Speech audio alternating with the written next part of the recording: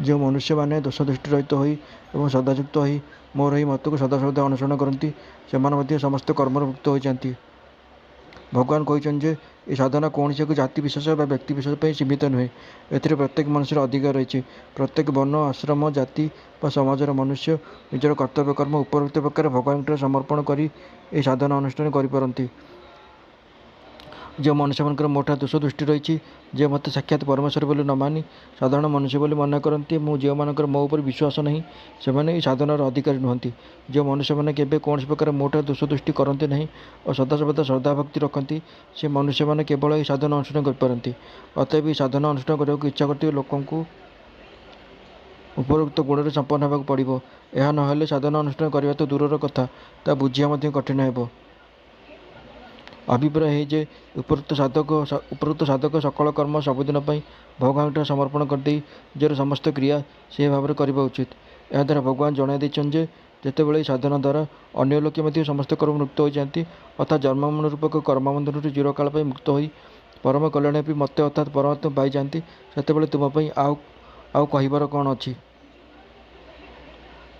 एपरि भाव में निजर उपरोक्त मतानुसार चलबार फल वर्णना कर सारी वर्तमान से अनुसार न चलिले कि क्षति हुए ता कहते। किंतु जो मनुष्य मैंने मोठार दोषारोपण कर मोर ये मत अनुसार चलती ना से मूर्ख मान तुम्हें समस्त ज्ञान में मूढ़ा बोली और नष्ट हो जाती बोली जान। उपरोक्त श्लोक वर्णित साधकों ठारू अत्यंत विपरीत भाव चलता मनुष्यर गति ए श्लोक कहते। ए निजे पूजा पाइबा को एपरि उपदेश देउछन्ति समस्त कर्म ताको अर्पण करदेले मनुष्य जो कर्मबंधन मुक्त हो जाए ता कदापि नुहे। भगवान को साधारण मनुष्य बोली भावी तांको विषय एपर सब भाविबा किंबा अन्य मान आगे एसबू कह एपर सब कहवा भगवान ठार दोषारोपण करवा एपरि बुझी भगवान कथा अनुसार ममत्व आसक्ति कामना त्याग न करवा परमेश्वर को सकल कर्म अर्पण न करी निज इच्छा अनुसार कर्म करवा और शास्त्र विहित कर्तव्य कर्म त्याग करदेवा यह ही भगवान ठार दोषारोपण करी तांको मत अनुसार न चलिबा।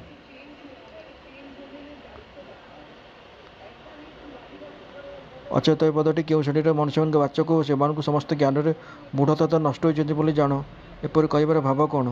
उत्तर जो मान मत दोषरे पूर्ण हो रही जो मान विवेक बोली किसी ना और जो मान चित्त से निज बसर ना अचेतस पदटी हूँ से मूर्ख तामस मनुष्य मान वाचक से समस्त ज्ञान में मूढ़ और नष्ट होती कहबार अर्थ हो जाए सेपरि मनुष्य बुद्धि विपरीत हो जाए से लौकिक और पारलौकिक सब प्रकार सुख साधन को विपरीत बोली भाविया बुझा लगती तेणु से विपरीत आचरण में प्रवृत्त हो जाती फलस्वरूप से इहलोक परलोक पतन हो जाए से निजर वर्तमान स्थिति नष्ट हो जाती मरवा पर से निजर कर्मफल भोगिया कुकुर घुषुरी आदि नीच जोनि जन्म नेबाक पड़े बा घोर नरक पड़ी भयंकर जंत्रणा भोग करा पड़े।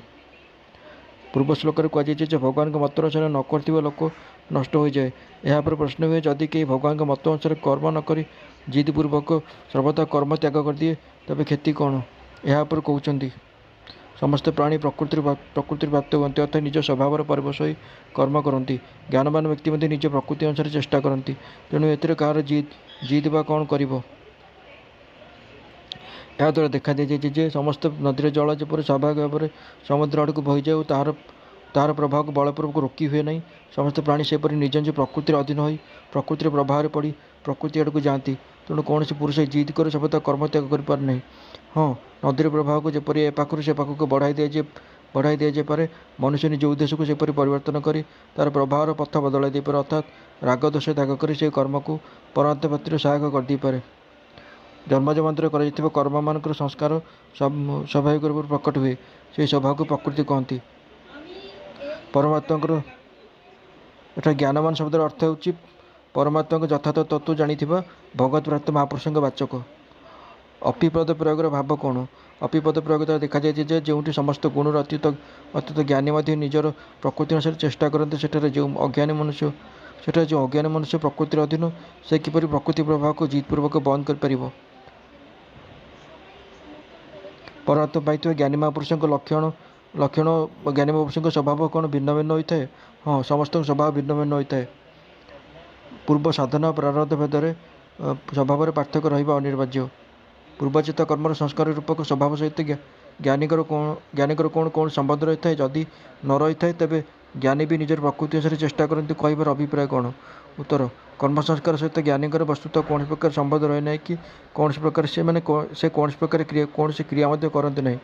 କିନ୍ତୁ ତାଙ୍କର ଅନ୍ତଃକରଣରେ ପୂର୍ବାର୍ଜିତ ପ୍ରାରବ୍ଧର ସଂସ୍କାର ରହିଥାଏ ଏବଂ ତାହା ଅନୁସାରେ ତାଙ୍କର ବୁଦ୍ଧି, ମନ ଓ ଇନ୍ଦ୍ରିୟମାନଙ୍କ ଦ୍ୱାରା ପ୍ରାରବ୍ଧ ଭୋଗ ପାଇଁ ଓ ଲୋକସଂଗ୍ରହ ପାଇଁ କର୍ତ୍ତାପଣ ରହିତ କ୍ରିୟାମାନ ହେଉଥାଏ। ସେ କ୍ରିୟାମାନଙ୍କୁ ଲୋକ ଦୃଷ୍ଟିରୁ ଜ୍ଞାନୀଙ୍କଠାରେ ଅଧ୍ୟାରୋପଣ କରି କୁହାଯାଏ ଯେ ଜ୍ଞାନୀ ମଧ୍ୟ ନିଜର ପ୍ରକୃତି ଅନୁସାରେ ଚେଷ୍ଟା କରନ୍ତି। ଜ୍ଞାନୀଙ୍କର କ୍ରିୟା କର୍ତ୍ତାପଣ ରହିତ ହୋଇଥିବାରୁ ତାହା ସର୍ବଦା ରାଗ, ଦ୍ୱେଷ ଓ ହତ ମମତାରୁ ଶୂନ୍ୟ ହୋଇଥାଏ।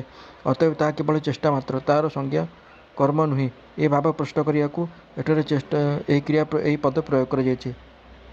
ଜ୍ଞାନୀଙ୍କର ଅନ୍ତଃକରଣରେ ରାଗ, ଦ୍ୱେଷ, ହର୍ଷଶୋକାଦି ବିକାରମାନ ଜାତ ହୁଏ ନାହିଁ, ନା ସେମାନଙ୍କ ସହିତ ତାଙ୍କର କୌଣସି ସମ୍ବନ୍ଧ ରହେ ନାହିଁ। ଯଦିଓ ତାଙ୍କର ଅନ୍ତଃକରଣ ସହିତ ସମ୍ବନ୍ଧ ନଥିବାରୁ ସେ ଅନ୍ତଃକରଣର ବିକାରମାନ ଜାତ ହୁଏ ନାହିଁ, ତେବେ ସମ, ଦମ, ତିତିକ୍ଷା, ଦୟା, ସନ୍ତୋଷ ସଦ୍ଗୁଣ ମଧ୍ୟ ତ ସେଥିରେ ଜାତ ନ ହେବା ଉଚିତ। ଉତ୍ତର, ଜ୍ଞାନୀଙ୍କର ଯେତେବେଳେ ଅନ୍ତଃକରଣ ସହିତ ସମ୍ବନ୍ଧ ରହେ ନାହିଁ, ସେତେବେଳେ ସେଥିରେ ହେଉଥିବା ବିକାର ବା ସଦ୍ଗୁଣମାନଙ୍କ ସହିତ ସମ୍ବନ୍ଧ ରହିପାରିବ କିପରି? କିନ୍ତୁ ତାଙ୍କର ଅନ୍ତଃକରଣ ଅତ୍ୟନ୍ତ ପବିତ୍ର ହୋଇଯାଇଥାଏ। ନିରନ୍ତର ପରମାତ୍ମାଙ୍କ ସ୍ୱରୂପ ଚିନ୍ତନ କରି କରି ଯେତେବେଳେ ଅନ୍ତଃକରଣର ମଳ, ବିକ୍ଷେପ ଓ ଆବରଣ ଆଦି ତ୍ରିଦୋଷ ପୂର୍ଣ୍ଣ ଭାବେ ଶୂନ୍ୟ ହୋଇଯାଏ, ସେତେବେଳେ ସାଧକଙ୍କୁ ପରମାତ୍ମା ପ୍ରାପ୍ତି ହୋଇଯାଏ। ତେଣୁ ସେ ଅନ୍ତଃକରଣରେ ଅବିଦ୍ୟାମୂଳକ ହତ, ମମତ୍ୱ, ରାଗ, ଦ୍ୱେଷ, ହର୍ଷ, ଶୋକ, ଦମ୍ଭ, କପଟ, କାମ, କ୍ରୋଧ, ଲୋଭ, ମୋହ ଆଦି ବିକାରମାନ ରହିପାରେ ନାହିଁ। ଏସବୁ ସେଥିରୁ ସମ୍ପୂର୍ଣ୍ଣ ଶୂନ୍ୟ ହୋଇଯାଏ। ଅତଏବ ଜ୍ଞାନୀ ମହାପୁରୁଷଙ୍କର ସେହି ଅତ୍ୟନ୍ତ ନିର୍ମଳ ପରମ ପବିତ୍ର ଅନ୍ତଃକରଣରେ କେବଳ ସମତା, ସନ୍ତୋଷ, ଦୟା, କ୍ଷମା, ନିଃସ୍ପୃହତା, ଶାନ୍ତି ଆଦି ସଦ୍ଗୁଣ ସ୍ୱାଭାବିକ ଭାବରେ ସ୍ଫୁରିତ ହେଉଥାଏ ଏବଂ ସେହି ଅନୁସାରେ ଲୋକ କଲ୍ୟାଣ ପାଇଁ ତାଙ୍କର ମନ, ଇନ୍ଦ୍ରିୟ ଓ ଶରୀର ଦ୍ୱାରା ଶାସ୍ତ୍ରବିହିତ କର୍ମ କରାଯାଉଥାଏ। ଦୁର୍ଗୁଣ ଦୁରାଚାର ସେଥିରେ ଆଦୌ ନଥାଏ। ଇତିହାସ ପୁରାଣର କଥାମାନଙ୍କରେ ଏପରି ବହୁତ ପ୍ରସଙ୍ଗ ଆସେ, ଯେଉଁରୁ ଜ୍ଞାନୀ ଓ ସିଦ୍ଧ ମହାପୁରୁଷଙ୍କର ଅନ୍ତଃକରଣରେ ମଧ୍ୟ କାମ, କ୍ରୋଧ ଇତ୍ୟାଦି ଦୁର୍ଗୁଣମାନଙ୍କର ପ୍ରାଦୁର୍ଭାବ ହେଉଥିବାର ଏବଂ ଇନ୍ଦ୍ରିୟମାନଙ୍କ ଦ୍ୱାରା ତଦନୁସାରେ କ୍ରିୟା ହେଉଥିବାର ପ୍ରମାଣ ମିଳେ। ଏସବୁଥିରୁ କ'ଣ ଜଣାଯାଏ? ଉତ୍ତର, ଉଦାହରଣ ଅପେକ୍ଷା ବିଧିବାକ୍ୟ ବଳବାନ ଓ ବିଧିବାକ୍ୟ ଅପେକ୍ଷା ନିଷେଧବାକ୍ୟ ଆହୁରି ବଳବାନ। ଏହା ବ୍ୟତୀତ ଇତିହାସ ପୁରାଣ କଥାମାନଙ୍କରେ ଯେଉଁ ଉଦାହରଣ ମିଳେ, ତାହାର ରହସ୍ୟ ଠିକ୍ ଭାବରେ ବୁଝିପାରିବା ମଧ୍ୟ କଠିନ। ତେଣୁ ମାନିନେବା ଉଚିତ ଯେ ଯଦି କାହାର ଅନ୍ତଃକରଣରେ ବାସ୍ତବିକ କାମ, କ୍ରୋଧ ଆଦି ଦୁର୍ଗୁଣମାନଙ୍କର ପ୍ରାଦୁର୍ଭାବ ହୋଇଯାଏ ଏବଂ ତାହା ଅନୁସାରେ କ୍ରିୟା ମଧ୍ୟ ହୋଇଯାଏ, ତେବେ ସେ ଭଗବତ୍ ପ୍ରାପ୍ତି ଜ୍ଞାନୀ ମହାତ୍ମା ନୁହନ୍ତି। କାରଣ ଶାସ୍ତ୍ରରେ କେବେ ହେଲେ ଏପରି ବିଧିବାକ୍ୟ ମିଳେ ନାହିଁ, ଯାହା ବଳରେ ଜ୍ଞାନୀ ମହାଭକ୍ତଙ୍କଠାରେ କାମ, କ୍ରୋଧ ଆଦି ଅବଗୁଣ ଜାତ ହେବା ସିଦ୍ଧ ହୋଇଛି। ବରଂ ତାହାର ନିଷେଧ କଥା ସ୍ଥାନେ ସ୍ଥାନେ ଆସେ। ଗୀତାରେ ମଧ୍ୟ ଯେଉଁ ସ୍ଥାନରେ ମହାପୁରୁଷଙ୍କ ଲକ୍ଷଣ ବର୍ଣ୍ଣନା କରାଯାଇଛି, ସେଠାରେ ରାଗ, ଦୋଷ, କାମ, କ୍ରୋଧ ଆଦି ଦୁର୍ଗୁଣ ଓ ଦୁରାଚାରର ସର୍ବଦା ଅଭାବ ଦେଖାଇ ଦିଆଯାଇଛି। ତେଣୁ ଏଥିରେ କାହାର ଯଦି ଲୋକ ସଂଗ୍ରହ ପାଇଁ ଆବଶ୍ୟକ ହେବାରୁ ସେ ଅଭିନୟ ଛଳରେ ସେପରି ଚେଷ୍ଟା କରିଥାନ୍ତି, ତେବେ ତାହା ଦୋଷ ବୋଲି ଗଣନା କରାଯିବ ନାହିଁ। ତେଣୁ ଏଥିରେ କାହାର ଜିଦ୍ କ'ଣ କରିବ? ଏକଥାର ଭାବ କ'ଣ? ଉତ୍ତର, ଏହାଦ୍ୱାରା ଦେଖାଦିଆଯାଇଛି ଯେ କୌଣସି କର୍ମ ନିଜର ଜିଦ୍ ହେତୁ କ୍ଷୀଣ ମାତ୍ରେ ମଧ୍ୟ କର୍ମ ନ କରି ରହିପାରିବ ନାହିଁ। ପ୍ରକୃତି ତାକୁ ବଳପୂର୍ବକ କର୍ମରେ ଲଗାଇଦେବ। ତେଣୁ ମନୁଷ୍ୟମାନେ ବିହିତ କର୍ମ ତ୍ୟାଗ କରି କର୍ମବନ୍ଧରୁ ମୁକ୍ତି ପାଇବାର ଆଗ୍ରହ ନ ରଖି ସ୍ୱଭାବ ନିୟତ କର୍ମ କରୁ କରୁ କର୍ମବନ୍ଧରୁ ମୁକ୍ତ ହେବାର ଉପାୟ କରିବା ଉଚିତ। ଏଥିରେ ମନୁଷ୍ୟ ସଫଳ ହୋଇପାରେ। ବିହିତ କର୍ମ ତ୍ୟାଗ କରିବା ଦ୍ୱାରା ତ ସେ ସ୍ୱେଚ୍ଛାଚାରୀ ହୋଇ ଓଲଟା ପୂର୍ବ ଅପେକ୍ଷା ଅଧିକ କର୍ମବନ୍ଧନରେ ଛନ୍ଦି ହୋଇଯିବ ଏବଂ ତାହାର ଅଧଃପତନ ହୋଇଯିବ। ଯଦି ସମସ୍ତଙ୍କୁ ପ୍ରକୃତି ଅନୁସାରେ କର୍ମ କରିବାକୁ ପଡ଼େ ଏବଂ ମନୁଷ୍ୟର କୌଣସି ପ୍ରକାର ସ୍ୱତନ୍ତ୍ରତା ନଥାଏ, ତେବେ ବିଧିନିଷେଧକୁ ଶାସ୍ତ୍ରର ଉପଯୋଗ କ'ଣ? ସ୍ୱଭାବ ଅନୁସାରେ ମନୁଷ୍ୟକୁ ଶୁଭାଶୁଭ କର୍ମ କରିବାକୁ ପଡ଼ିବ ଏବଂ ସେହି ଅନୁସାରେ ତାହାର ପ୍ରକୃତି ଗଢ଼ି ହୋଇଯିବ। ଏପରି ଅବସ୍ଥାରେ ମନୁଷ୍ୟର ଉତ୍ଥାନ କିପରି ହୋଇପାରିବ? ରାଗଦ୍ୱେଷାଦି କାରଣରୁ ଶାସ୍ତ୍ର ବିହିତ ଅସତ୍ କର୍ମ ହୁଏ ଏବଂ ଶାସ୍ତ୍ର ବିହିତ ସତ୍କର୍ମ ଆଚରଣର ପ୍ରଧାନ କାରଣ ହେଉଛି ଶ୍ରଦ୍ଧା, ଭକ୍ତି ଆଦି ସଦ୍ଗୁଣ। ରାଗଦ୍ୱେଷ, କାମ, କ୍ରୋଧ ଆଦି ଦୁର୍ଗୁଣମାନଙ୍କୁ ତ୍ୟାଗ କରିବାରେ ଓ ଶ୍ରଦ୍ଧା, ଭକ୍ତି ଆଦି ସଦ୍ଗୁଣମାନଙ୍କୁ ଜାଗ୍ରତ କରି ସେମାନଙ୍କ ବୃଦ୍ଧି କରିବାରେ ମନୁଷ୍ୟର ସ୍ୱାତନ୍ତ୍ର୍ୟ ରହିଛି। ଅତଏବ ଦୁର୍ଗୁଣ ତ୍ୟାଗ କରି ଭଗବାନଙ୍କଠାରେ ଓ ଶାସ୍ତ୍ରରେ ଶ୍ରଦ୍ଧା, ଭକ୍ତି ରଖି ଭଗବାନଙ୍କ ପ୍ରସନ୍ନତା ପାଇଁ କର୍ମ ଆଚରଣ କରିବା ଉଚିତ। ଆଖି ଆଗରେ ଏହି ଆଦର୍ଶକୁ ରଖି କର୍ମ କରୁଥିବା ମନୁଷ୍ୟମାନଙ୍କ ଦ୍ୱାରା କେବେ ହେଲେ ନିଷିଦ୍ଧ କର୍ମ ହୋଇପାରେ ନାହିଁ। ସର୍ବଦା ଶୁଭ କର୍ମ ହିଁ ହେଉଥାଏ। ତାହା ମଧ୍ୟ ମୁକ୍ତିପ୍ରଦ ହୁଏ, ବନ୍ଧନକାରକ ନୁହେଁ। ଅଭିପ୍ରାୟ ଏହି ଯେ କୌଣସି କର୍ମ ନ କରି ରହିଯିବାରେ ମନୁଷ୍ୟ ସ୍ୱତନ୍ତ୍ର ନୁହେଁ। ତାକୁ କର୍ମ କରିବାକୁ ହିଁ ପଡ଼ିବ। କିନ୍ତୁ ସଦ୍ଗୁଣରେ ଆଶ୍ରୟ ନେଇ ନିଜର ପ୍ରକୃତିକୁ ସୁଧାରିବାରେ ସମସ୍ତଙ୍କର ସ୍ୱାତନ୍ତ୍ର୍ୟ ରହିଛି। ପ୍ରକୃତି ଯେତେ ସୁଧୁରି ଯାଉଥିବ, ମନୁଷ୍ୟର କ୍ରିୟାଗୁଡ଼ିକ ସ୍ୱତଃ ସେତେ ବିଶୁଦ୍ଧ ହୋଇଯାଉଥିବ। ଅତଏବ ଭଗବାନଙ୍କ ଶରଣ ନେଇ ସ୍ୱଭାବକୁ ସୁଧାରି ନେବା ଉଚିତ। ଏହାଦ୍ୱାରା ନିଶ୍ଚିତ ରୂପେ ଉତ୍ଥାନ ହୋଇପାରିବ। ଇନ୍ଦ୍ରିୟର ଅର୍ଥରେ ଅର୍ଥାତ୍ ପ୍ରତ୍ୟେକ ଇନ୍ଦ୍ରିୟର ବିଷୟରେ ରାଗ ଓ ଦ୍ୱେଷ ରୁଚି ରହିଛି। ମନୁଷ୍ୟ ସେହି ଦୁଇଟିର ବଶବର୍ତ୍ତୀ ହେବା ଉଚିତ ନୁହେଁ, କାରଣ ସେ ଦୁହେଁ ତାହାର କଲ୍ୟାଣ ମାର୍ଗରେ ବିଘ୍ନ ସୃଷ୍ଟି କରୁଥିବା ମହାନ ଶତ୍ରୁ ଅଟନ୍ତି।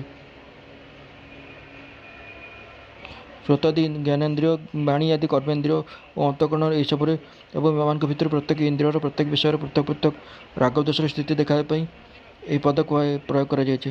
ଅଭିପ୍ରାୟ ଯେ ଏ ଅନ୍ତଃକରଣ ସମେତ ସମସ୍ତ ଇନ୍ଦ୍ରିୟଙ୍କର ଯେଉଁ ସବୁ ଭିନ୍ନ ଭିନ୍ନ ବିଷୟ ରହିଛି ଯାହାଙ୍କ ସହିତ ଇନ୍ଦ୍ରିୟମାନଙ୍କର ସଂଯୋଗ ବିଯୋଗ ହେଉଥାଏ, ସେହି ସମସ୍ତ ବିଷୟରେ ରାଗ ଓ ଦେଶ ଅଲଗା ଅଲଗା ଛପି ରହିଛି। ଯଦି ଇନ୍ଦ୍ରିୟମାନଙ୍କ ଅର୍ଥରେ ଇନ୍ଦ୍ରିୟମାନଙ୍କ ରାଗ ଦୋଷ ଛପି ରହିଥାଏ ତେବେ କ୍ଷତି କ'ଣ? ଏପରି କ୍ଲିଷ୍ଟ କଳ୍ପନା କଲେ ମଧ୍ୟ ଏହି ଅର୍ଥର ଭାବ ଠିକ୍ ରୂପେ ବାହାରିବ ନାହିଁ, କାରଣ ଇନ୍ଦ୍ରିୟ ଅନେକ ଓ ସେମାନଙ୍କର ବିଷୟ ମଧ୍ୟ ଅନେକ। ଏପରି ସ୍ଥଳରେ ଗୋଟିଏ ଇନ୍ଦ୍ରିୟର ବିଷୟରେ ଗୋଟିଏ ଇନ୍ଦ୍ରିୟର ରାଗଦୋଷ ରହିଥାଏ ବୋଲି କହିବା କିପରି ସାର୍ଥକ ହୋଇପାରିବ? ତେଣୁ ଏଠାରେ ଏହିପରି ପଦର ପ୍ରୟୋଗ ହୋଇଛି ବୋଲି ମାନି ନେଇ ଉପରେ କୁହାଯାଇଥିବା ଅର୍ଥ ଠିକ୍ ବୋଲି ଧରି ନେବା ହିଁ ଉଚିତ। ପ୍ରତ୍ୟେକ ଇନ୍ଦ୍ରିୟଙ୍କ ବିଷୟରେ ରାଗଦୋଷ ଦୁହେଁ କିପରି ଛପି ରହିଛନ୍ତି ଓ ସେହି ଦୁଇଟି ଯାକ ବଶନ ହେବାର ଅର୍ଥ କ'ଣ? ଯେଉଁ ବସ୍ତୁ, ପ୍ରାଣୀ ବା ଘଟଣାରେ ମନୁଷ୍ୟକୁ ସୁଖର ପ୍ରତୀତି ହୁଏ, ଯାହା ତାହାର ଅନୁକୂଳ ହୁଏ ଓ ସେଥିରେ ତାହାର ଆସକ୍ତି ହୋଇଯାଏ, ଏହାକୁ ରାଗ କହନ୍ତି। ଯେଉଁଥିରେ ତାହାକୁ ଦୁଃଖର ପ୍ରତୀତି ହୁଏ, ଯାହା ତାହାର ପ୍ରତିକୂଳ ହୁଏ, ସେଥିରେ ତାହାର ଦ୍ୱେଷ ହୋଇଯାଏ। ବାସ୍ତବରେ କୌଣସି ବସ୍ତୁରେ ସୁଖ ବା ଦୁଃଖ ନାହିଁ। ମନୁଷ୍ୟର ଭାବନା ଅନୁସାରେ ଗୋଟିଏ ବସ୍ତୁ କାହାକୁ ସୁଖପ୍ରଦ ହୁଏ ତ କାହାକୁ ଦୁଃଖପ୍ରଦ ପ୍ରତୀତ ହୁଏ। ଜଣେ ଲୋକକୁ ଯେଉଁ ବସ୍ତୁ ଏକ ସମୟରେ ସୁଖପ୍ରଦ ପ୍ରତୀତ ହେଉଛି, ତ ଅନ୍ୟ ସମୟରେ ଦୁଃଖପ୍ରଦ ପ୍ରତୀତ ହେବାକୁ ଲାଗେ। ଅତଏବ ପ୍ରତ୍ୟେକ ଇନ୍ଦ୍ରିୟର ବିଷୟରେ ରାଗ ଦୋଷ ଲୁଚି ରହିଥାଏ ବା ସମସ୍ତ ବସ୍ତୁରେ ରାଗ ଓ ଦୋଷ ଦୁହେଁ ଯାକ ରହିଥାନ୍ତି, କାରଣ ସେମାନଙ୍କ ସହିତ ମନୁଷ୍ୟର ଯେତେ ସଂଯୋଗ ବିଯୋଗ ହେଉଥାଏ, ସେତେ ରାଗ ଓ ଦୋଷର ପ୍ରାଦୁର୍ଭାବ ହେଉଥିବାର ଦେଖାଯାଏ। ଅତଏବ ଶାସ୍ତ୍ରବିହିତ କର୍ତ୍ତବ୍ୟକର୍ମ ଆଚରଣ କରି ମନ ଓ ଇନ୍ଦ୍ରିୟମାନଙ୍କ ସହିତ ବିଷୟର ସଂଯୋଗ ବିଯୋଗ ଘଟିବା ସମୟରେ କୌଣସି ବସ୍ତୁ, ପ୍ରାଣୀ, କ୍ରିୟା ବା ଘଟଣାରେ ପ୍ରିୟ ଅପ୍ରିୟ ଭାବନା ନ ରଖି ସିଦ୍ଧି ଅସିଦ୍ଧି, ଜୟ ପରାଜୟ, ହାନି ଲାଭ ଆଦିରେ ସମତାଯୁକ୍ତ ହୋଇ ରହିବା, ଟିକିଏ ହେଲେ ହର୍ଷ ଶୋକ ନ କରିବା ହିଁ ରାଗଦୋଷରେ ବଶୀଭୂତ ନ ହେବା। କାରଣ ରାଗଦୋଷରେ ବଶୀଭୂତ ହୋଇଗଲେ ମନୁଷ୍ୟର ସବୁଥିରେ ବିଷମ ବୁଦ୍ଧି ଜାତ ହୋଇ ଅନ୍ତଃକରଣରେ ହର୍ଷ ଶୋକାଦି ବିକାର ଉତ୍ପନ୍ନ ହୋଇଯାଏ। ତେଣୁ ମନୁଷ୍ୟ ପରମେଶ୍ୱରଙ୍କ ଶରଣ ଗ୍ରହଣ କରି ଏ ରାଗଦୋଷରୁ ସମ୍ପୂର୍ଣ୍ଣ ଅତୀତ ହୋଇଯିବା ଉଚିତ। ମନୁଷ୍ୟର କଲ୍ୟାଣ ମାର୍ଗରେ ରାଗ ଓ ଦୋଷ ବିଘ୍ନ କରି ମହାନ ଶତ୍ରୁ ହୁଅନ୍ତି କିପରି? ମନୁଷ୍ୟ ଅଜ୍ଞାନବଶତଃ ରାଗଦୋଷରେ ବଶ ହୋଇ ବିନାଶଲା ଭୋଗକୁ ସୁଖର ହେତୁ ବୋଲି ବୁଝି କଲ୍ୟାଣ ମାର୍ଗରୁ ଭ୍ରଷ୍ଟ ହୋଇଯାଏ। ରାଗଦ୍ୱେଷ ସାଧକମାନଙ୍କୁ ପ୍ରବଞ୍ଚନା କରି ବିଷୟରେ ପକାଇ ଦିଅନ୍ତି ଏବଂ ତାଙ୍କ କଲ୍ୟାଣ ମାର୍ଗରେ ବିଘ୍ନ ଘଟାଇ ମନୁଷ୍ୟ ଜୀବନରୂପ ଅମୂଲ୍ୟ ଧନକୁ ଲୁଟି ନିଅନ୍ତି। ଏହି କାରଣରୁ ସେ ମନୁଷ୍ୟ ଜନ୍ମର ପରମ ଲାଭରୁ ବଞ୍ଚିତ ହୋଇଯାନ୍ତି ଏବଂ ରାଗଦ୍ୱେଷରେ ବଶ ହୋଇ ବିଷୟ ଭୋଗ ପାଇଁ ସ୍ୱଧର୍ମ ଛାଡ଼ି ପରଧର୍ମ ଗ୍ରହଣ କରନ୍ତି ବା ନାନା ପ୍ରକାର ନିଷିଦ୍ଧ କର୍ମ କରନ୍ତି। ଏହାର ଫଳସ୍ୱରୂପ ମରିବା ପରେ ମଧ୍ୟ ତାଙ୍କର ଦୁର୍ଗତି ହୁଏ। ତେଣୁ ରାଗଦୋଷକୁ ପରିପନ୍ଥୀ ଅର୍ଥାତ୍ ସତ୍ମାର୍ଗରେ ବିଘ୍ନ ଘଟାଉଥିବା ଶତ୍ରୁ ବୋଲି କୁହାଯାଇଛି। ସାଧକଙ୍କ କଲ୍ୟାଣ ମାର୍ଗରେ ରାଗଦୋଷ କି ପ୍ରକାର ବାଧା ସୃଷ୍ଟି କରନ୍ତି? ନିଜର ଗନ୍ତବ୍ୟସ୍ଥାନକୁ ଶଗଡ଼ରେ ଯାଉଥିବା କୌଣସି ଯାତ୍ରୀଙ୍କର ଯେପରି ବାଟରେ ବିଘ୍ନ ଘଟାଉଥିବା ଡକାୟତମାନଙ୍କ ସହିତ ଭେଟ ହୋଇଯାଏ ଓ ଡକାୟତମାନେ ବନ୍ଧୁଭାବ ଦେଖାଇ ଶଗଡ଼ିଆ ସହିତ ମିଶିଯାଆନ୍ତି ଓ ଯାତ୍ରୀଙ୍କର ବିବେକରେ ଭ୍ରମ ଉତ୍ପନ୍ନ କରାଇ ତାଙ୍କୁ ମିଛା ସୁଖର ପ୍ରଲୋଭନ ଦେଖାଇ ନିଜର କଥା ଚାତୁରୀ ଦ୍ୱାରା ପାଲରେ ପକାଇ ଦିଅନ୍ତି ଏବଂ ତାଙ୍କୁ ତାଙ୍କର ଗନ୍ତବ୍ୟସ୍ଥାନକୁ ଯିବାକୁ ନ ଦେଇ କୌଣସି ଜଙ୍ଗଲକୁ ନେଇଯାଆନ୍ତି ଓ ସେଠାରେ ତାଙ୍କର ସର୍ବସ୍ୱ ଲୁଟି ନେଇ ତାଙ୍କୁ ଗଭୀର ଗାତରେ ପକାଇ ଦିଅନ୍ତି। ଏ ରାଗଦୋଷ ସେହିପରି କଲ୍ୟାଣ ମାର୍ଗରେ ଚାଲୁଥିବା ସାଧକଙ୍କୁ ଭେଟି ମିତ୍ରଭାବ ଦେଖାଇ ଓ ତାଙ୍କର ମନ ଓ ଇନ୍ଦ୍ରିୟରେ ପ୍ରବେଶ କରିଯାଆନ୍ତି ଓ ତାଙ୍କର ବିବେକ ଶକ୍ତିକୁ ନଷ୍ଟ କରି ତଥା ତାଙ୍କୁ ସାଂସାରିକ ବିଷୟ ଭୋଗରେ ସୁଖର ପ୍ରଲୋଭନ ଦେଖାଇ ପାପାଚାରରେ ପ୍ରବୃତ୍ତ କରାଇ ଦିଅନ୍ତି। ଏହାଦ୍ୱାରା ତାଙ୍କର ସାଧନା କ୍ରମ ନଷ୍ଟ ହୋଇଯାଏ ଏବଂ ପାପର ଫଳସ୍ୱରୂପ ତାଙ୍କୁ ଘୋର ନରକରେ ପଡ଼ି ଭୟାନକ ଦୁଃଖ ଭୋଗ କରିବାକୁ ହୁଏ। ଉତ୍ତମ ଆଚରଣ ସହିତ ପାଳିତ ହେଉଥିବା ଅନ୍ୟର ଧର୍ମଠାରୁ ଗୁଣରହିତ ହେଲେ ମଧ୍ୟ ସ୍ୱଧର୍ମ ଅଧିକ ମଙ୍ଗଳକର। ନିଜ ଧର୍ମରେ ମରିବା ମଧ୍ୟ କଲ୍ୟାଣକାରକ, କିନ୍ତୁ ଅନ୍ୟର ଧର୍ମ ଭୟାବହ ଅଟେ। ଏହି ବାକ୍ୟରେ ପରଧର୍ମ ସହିତ ସ୍ୱଧର୍ମର ତୁଳନା କରାଯାଇ ପରଧର୍ମର ସୁଅନିଷ୍ଠତା ବିଶେଷଣ ସହିତ ସ୍ୱଧର୍ମର ବିଗୁଣ ବିଶେଷଣ ଦିଆଯାଇଛି। ଅତଏବ ପ୍ରତ୍ୟେକ ବିଶେଷଣରେ ବିରୋଧାଭାବ ସମ୍ପୃକ୍ତ ଧର୍ମ ସହିତ ଅଧିକ ବୁଝିବା ଉଚିତ, ଅର୍ଥାତ୍ ପରଧର୍ମକୁ ସଦ୍ଗୁଣ ସମ୍ପନ୍ନ ଓ ସୁଅନିଷ୍ଠତା ବୋଲି ଏବଂ ସ୍ୱଧର୍ମକୁ ବିଗୁଣ ଓ ଅନୁଷ୍ଠାନରେ ତ୍ରୁଟି ରହିଥିବାରୁ ଦୋଷଚ୍ୟୁତ ବୋଲି ବୁଝିବା ଉଚିତ। ଏଠାରେ ଆହୁରି ସ୍ମରଣ ରଖିବା ଉଚିତ ଯେ ବ୍ରାହ୍ମଣଙ୍କର ବିଶେଷ କର୍ତ୍ତବ୍ୟକର୍ମ ବୈଶ୍ୟ ଓ କ୍ଷତ୍ରିୟଙ୍କ କର୍ତ୍ତବ୍ୟକର୍ମ ଅପେକ୍ଷା ଶ୍ରେଷ୍ଠତର ତଥା ସେଥିରେ ଅହିଂସା ଆଦି ସଦ୍ଗୁଣ ଅଧିକ ମାତ୍ରାରେ ଥାଏ।